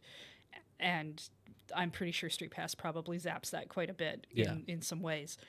But I'd like that to come back. I liked it. I know it, like, I lived in a tiny town when it came out, so I only got a Street Pass maybe once a month with another classmate who wasn't even in my classes. Yeah. But it was nice to know. But then when we went to Japan, and just completely inundated with stuff, it's like, I see. When we were in areas of Japan that were heavily populated. Yeah. Because we went to some more rural areas, and I didn't get stuff out there at all. But we did get an awful lot of, like, it was funny when you get back to the hotel at night and you're like, man, I should have, you were, in some places you were checking it every couple of hours and you were full every time. Yeah, I wish they'd had that feature where you could stash them up to 100 at that point, but they did not. That was newer at that point. But being able to go to conventions and have your 3DS out, and it was like, I think there was a lot of sociability with that at a gaming convention where you had your portable gaming device, you could have it out and you could be trading like the Street Passes and whatnot, and people would see you with that and they'd see you checking it and they'd want to talk to you maybe too to see, what do you like to play, because it's like people who want to have that, extroverts, you know how those people are. Anyway, I think it would be fun if I mean, what I want most of all is I would really love Nintendo to be like, you know what? We're not going to bring back Street Pass or whatever, but we are going to do integration with Mastodon because we can do that. Or even if it is with Threads or something that's ActivityPub, where it's like, we're going to allow you guys to do things in this way. I think that would be very cool if they wanted to go in that direction. Mastodon's probably not a bad way to do it because it is completely open and they don't have to think too heavily about how do we do this. We just have to write something that supports it. But they might want to be like, well, we need to work with a company on this matter. But if they did Miiverse as an ActivityPub compliant social network, I would lose my mind, because I'd be like, you guys never do the network stuff that well. Why would you do it this way? That's crazy. When did the API change? When did that happen? It was a couple years ago. It was a couple years ago? Yeah. Like, it was not instantaneous. Like, PlayStation and Xbox didn't jump off instantaneously, but we knew the API changes were coming at least 2 years ago, or that we were seeing them coming. So okay. I'm wondering if maybe they didn't want to throw that out the window immediately because Tears of the Kingdom was coming out. Yeah. And that's sharing a good point. videos of like your monstrosities and things. Oh my God. Would have been like the thing they would have wanted. That's what they wanted. You're right. That And makes a game lot of came sense. out last year, so they might have wanted to hang on to having those kinds of social media posts. Yeah. That might have been part of their hope for that game, and I mean, yeah, and now because it's been long enough. You can kind of it's been a year. yeah. That blows my mind that Tears of the Kingdom has been out for like a year. That I'm like, oh my god, last May. It feels like it just came out like a month ago or something to me. Still in my brain. It burns so hot. I'm glad I finished the game because now everyone's like, oh, let's talk about people who finished the game. I'm like, yeah. Yeah. I really love the ending. We're not gonna. If you're still playing, don't Yeah. worry. I We're not do. gonna talk about that. As far as the Nintendo dropping the X integration, and of course the other two console manufacturers dropping their X integration, I did see a funny response from somebody on Twitter specifically that was like, how badly do you have to fuck up your social network to make 3 of the largest companies in the world say, hey, you know what? I think we won't. Yeah. It's been an interesting watch. I want it to stop. Yeah. I want it to just. This is the kind of thing where, if I didn't have to live through it, I would have been like, oh, interesting thing to see and read about. Yeah. And how does stuff like that happen? Living it isn't really where I wanna be. You want to talk about this one last thing? I would love to talk about this because we don't have to go because of Friday Night Paper Fight, so we want to go a few We minutes can long. go That's as fine. long as we want. Which we're not really specifically gonna, but as long as we want. But we will go for a little bit longer. So Masahiro Sakurai has a lovely YouTube channel, and I don't watch everything that's on it anymore because he's really getting into the nitty gritty about stuff that isn't quite like I'm not quite there with a lot of it. But a lot of It's things. interesting. Yeah. I really like the fact that he made a channel and that he's done some stuff with it. Yeah, some of it is just very specific, and I'm just like, I don't know if that's my thing. I know that I have a bonus stream coming up where I'm going to play more Fallout at like 4:30. So Don't worry. Yeah, it'll be roughly around 4:30. But let's talk about this one, which is Sakurai has an amazing physical game collection, Yeah. and I mean, I know he's not the only one, but Well, yes, but he's okay. He works heavily on Smash Brothers. Yeah. And because of that, not just because of that, he seems like a person who truly really loves games and wants to play a lot of games and therefore has a lot of games. yeah, and so to live in his house is difficult. We're gonna get content mashed if we're not careful about the stuff. But Well, yeah, which is why you should just actually find what you want to look at. yeah, Like what are you hoping that's to good. show off? Let's Like, show his shelves to begin with. This was a way he had things. He said it was Complicated. complicated. He doesn't keep his packaging, Yeah, which isn't uncommon for some people. Yeah, and I like that. I mean, he takes a picture of everything because I mean, when I got Nintendo games and I got Super Nintendo games, and they all come in like cardboard packages. I was like, I got rid of that stuff because but then I started keeping them after a while. But then eventually I had to get rid of them when we were moving, and because my parents didn't want to move them back and forth. I do like that he's made his own labels with release dates and stuff to put on the top of his games. Yeah, like he's very organized with this. This is very cool. Yeah. And so what he's leaned into is because the Famicom games are about the size of cassette tapes, there was a ton of cassette tape organizers that were around, and because those weren't as popular anymore now, that he has been trying to acquire more and more cassette tape holders so he can put all his games in them, and he can't do that, Yeah. so he's been using other things to hold them, like those clear plastic things that you get. But then, yeah, He does the CD binder thing. and he uses the non-woven plastic sheets to put them in. They're non-woven fabric plastic. Yeah, and he also has like a mini thing for the GameCube ones. It's kind of amazing how he'll go through and he'll be like, I've never known a person to have this many UMDs. Yeah. He kept them all.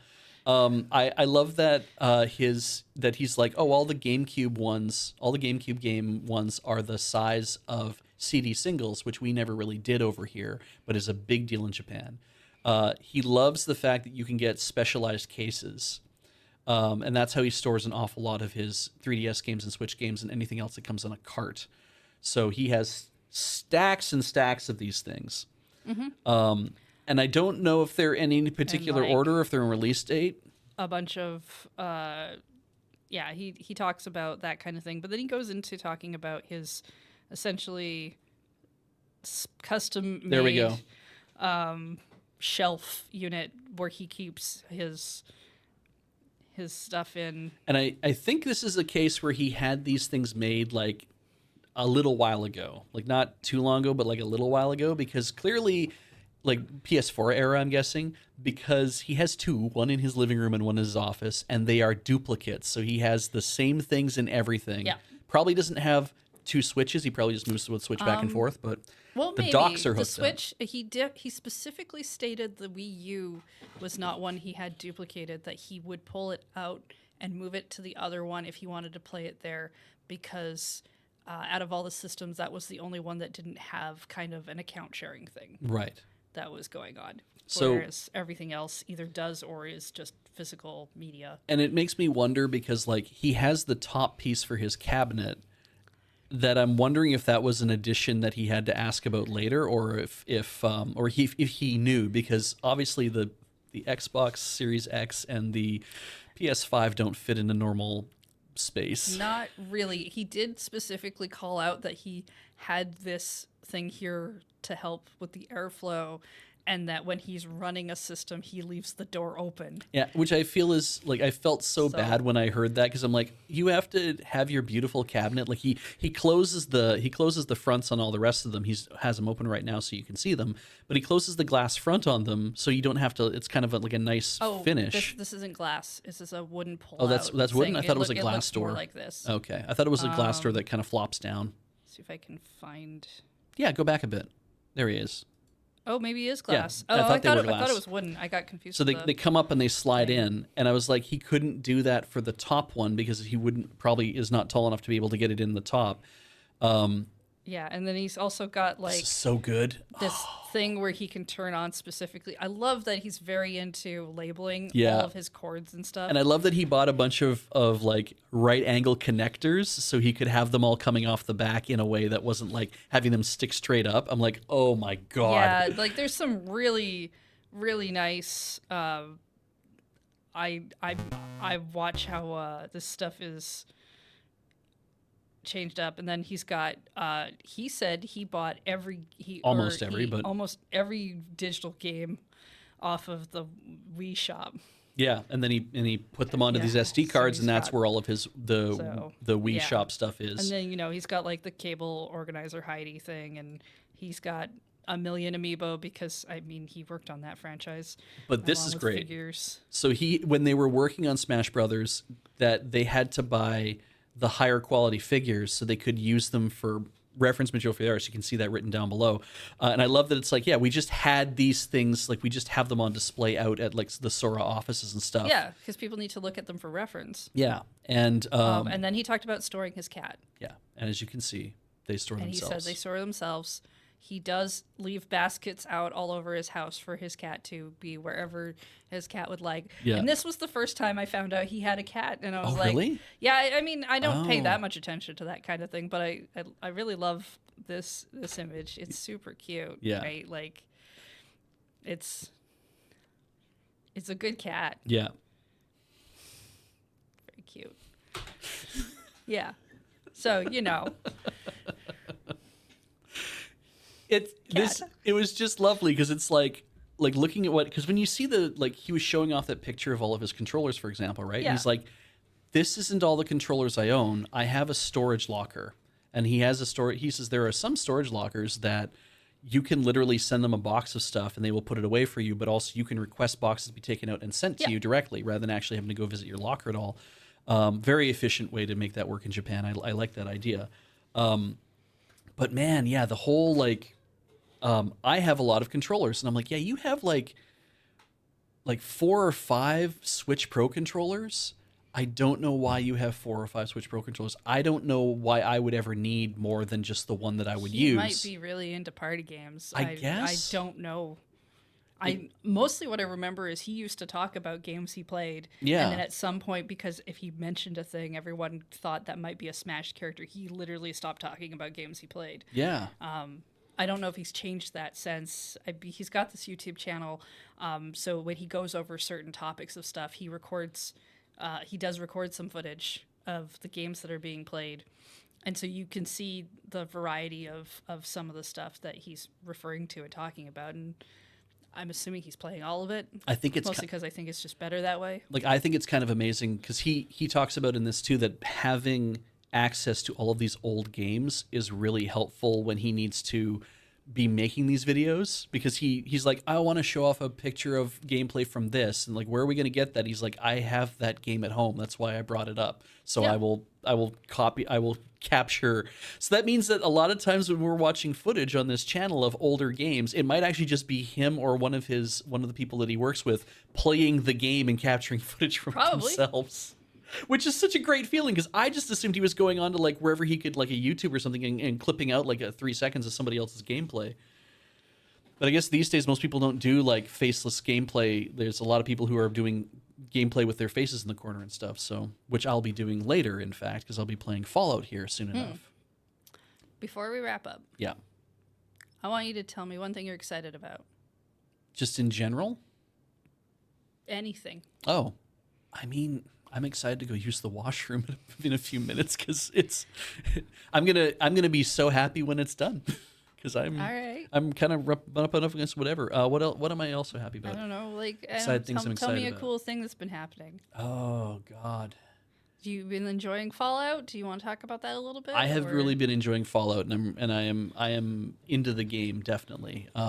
So I'm glad that we've kind of locked it in with something that's really good. I'm excited for the work that, like, I'm excited to see all the Friday nights filming eventually get done, but I guess I'm also excited for the merch work that we've been doing this year. That we don't nothing's sometimes production takes a long time on stuff, but I'm excited to see that, like, the anticipation of seeing stuff come in and readying for doing campaign stuff, which will be happening way later this year for any stuff that we are working on. But it just makes me excited to be like, oh, I printed some reprints of some shirts, and I know that those will be coming into stock eventually, so that's why I'm always like, go to the store.loadingreadyrun.com and buy merch. But if you don't want to buy merch, if there's a shirt that's missing or something else that's missing, put your name in the blank, pick the right size of shirt, put your name in the blank, so we'll let you know when those things come back in the stock. It will automatically tell you when the stuff has gone back into inventory. So I'm looking Such forward to a that. I'm excited fucking about manager. Well, Just me trying to be like, oh, what's a cool thing that you have been up to or doing? And you're like, let me tell you about store.loadingreadyrun.com. it's a piece of my job that I talk about a lot, but it's like I can't give you an insight into it because I don't want to get people hyped up for something that might not happen Therefore, for it's a the while. thing you started talking about. But when it is something that's like, I know this is coming, like that reprints are coming in, it's like, that's exciting to me to know that it's like there will be those shirts pretty soon. At least I'm hoping. I want it before June, because I want us to be able to go on this road trip we're going to go on, you and me. So, yeah. This is not a sanctioned loading ready run thing. No. Please do not ask It's about not- it's not a a- road quest thing. no. This is not a filmed thing. This is a thing I have to go do that I do not want to do. Yeah, but we will not be in the office for a bit, so it's just like I'm excited to be like out of the office doing something else, and especially doing this with you. So I'm looking forward to that. That's something I am, in a way, kind of excited about. I hadn't told my audience that I was going to be out of June yet. Ah. I was leaving that. It's not all of For June later. either. Mm, So maybe not for you. yeah. What are you excited about then? What have I been up to? I've been reading boss fight books lately. They're fun. Yeah. You're on the Earthbound one. I'm reading the Earthbound one right now, which is kind of interesting because I haven't played Earthbound. So it talks a little bit about Earthbound, but it then kind of goes back and forth with the author and like how he played it when he was a kid. There was a line in there that I thought you would appreciate, because I think he's very young when he's playing it with his older brother, and he says like his memory was happy about this thing, and so he said something along the lines of, I am sorry for anyone who doesn't have an older brother or not a good older brother. And I thought you'd appreciate that. Our I mean, relationship when you was were younger, tempestuous. you were pretty like you were okay. I think. Oh, yeah, but, yeah. Yeah, I when know. I you're- know that stuff changes over time. It can, yeah. But yeah, I've been reading books on my e-reader, and I bought a couple of boss fight books recently, and started the Earthbound one.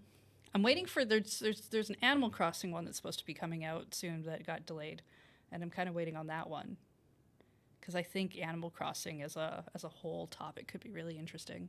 Yeah, I would agree. Yeah, there's so much to dive in there because it is a series that's happened over a long period of time and has, for the most part, flown under the radar until it became a phenomenon in 2020. Right? That's like It really hit harder in 2020. I Yeah. think New Leaf was also still like pretty decently large for that series Yeah. at the time. But yeah, but comparatively, like Animal Well, Crossing just kind of blew up in 2020. They had so some help. yeah, we'd never seen the kind of like. I look at it as how much merchandise did they ever make of any of these things, and it's like, well, not that much before, but man, when New Horizons hit and everyone was into it, There it's was like definitely a lot more. there's definitely a lot more and definitely easier to get. Yeah. That means that they, are looking for those integrations with customer contact points. The other thing I like about boss fight books is their covers are very simple. Basically says the game name and then it has an object. And Earthbound is just a baseball bat, Oh yeah, right? Yeah. Super Mario Brothers 3, I think, is just a raccoon. So it's just generally something like that. And, it's got kind of an interesting aesthetic to it that I like. I like that they feel like O'Reilly books the way you're describing them. It's just like, oh yeah, there's a kiwi bird on the front of this one, and it teaches you Lua. I'm trying to remember what some of the other ones were because I know like one just had like a head of cabbage on it, and I can't remember what game that was associated with. A cabbage? Yeah. Oh man. Oh, I don't know. I didn't bring I didn't bring my book reader. I would have looked fine. at the covers. I'm glad I started reading books Actually- again though too. Yeah. What are Yeah. you reading right now? I'm reading Consider Phlebas from Phlebas, which is the first culture novel, and I just I don't know if the culture is a thing for me yet or not. Reading the first book, I'm like, I don't know how I feel about this book yet, but I am going to continue to read to the end of it, and then I'll decide whether I want to read the next ones or Yeah. not. See, the cover art is just like the rapper. It's has, very like, good. Yeah, The thing, and then Katamari, or no, it's Minesweeper, yeah. and I do want to read Majora's Mask at some point, but it's just like this weird kind of like Kingdom Hearts 2 has a blue popsicle on it, and I'm sure that's relevant. Yep. I like the But I don't. Katamari one. Not sure why. An eggplant, raccoon. Like there's just something kind of fun about it. All the golden coins for World of Warcraft is a very good comment. Yeah. Like I just think there's something really fun about Earthbound baseball bat. Blah. I like the Mario 2 one that it's like the turnip, the star, and the cherries. Interesting. I would have maybe just gone with the turnip on its own, but that's Well, the fine. turnip is something they pull out, but the cherries is part of the slot machine. Yeah. Yeah. As is the star, maybe. Yeah. The But, Chrono Trigger having a big hedgehog looking thing laying down at the top of the screen definitely has some feels. Oh, Galaga's is so good. Oh my god. Oh, it's sea salt ice cream. Is that what they're going for? I read that one and I liked it, but I was like, I haven't played Kingdom Hearts 2, so yeah, I want to get to Bible Adventures as well because I'm pretty sure I did play that game as a kid. So I just think the artwork is really neat as well. Shall we wrap it up for them then? We should probably wrap it up. I've already mentioned- How can people support us? Well, we mentioned the store already, obviously, but there's Yes. Patreon at patreon.com/loadingreadyrun. Of course, everything we do here, almost everything we do here is brought to you by you. There's the rare sponsor thing that we do outside of that, but man, you guys are really keeping everything rolling. We appreciate that. You can also go to the YouTube channel that you're seeing this on YouTube. It's LRR Video Games is the channel here, but we have a lot of other channels. You can go see the associated channels link that's built into YouTube to see all the other channels. And you can become a member of any of those. You can leave super thanks on any video if that's a way that you feel like you want to get involved and drop some cash on us. We do always appreciate that. Every little $5 here and there does help, and of course there is the Twitch channel that we are currently broadcasting this on. So Twitch subs and Twitch bits, and we will thank you guys later. But for now, that has been ChillPoint, I guess. Goodbye. We'll see you later.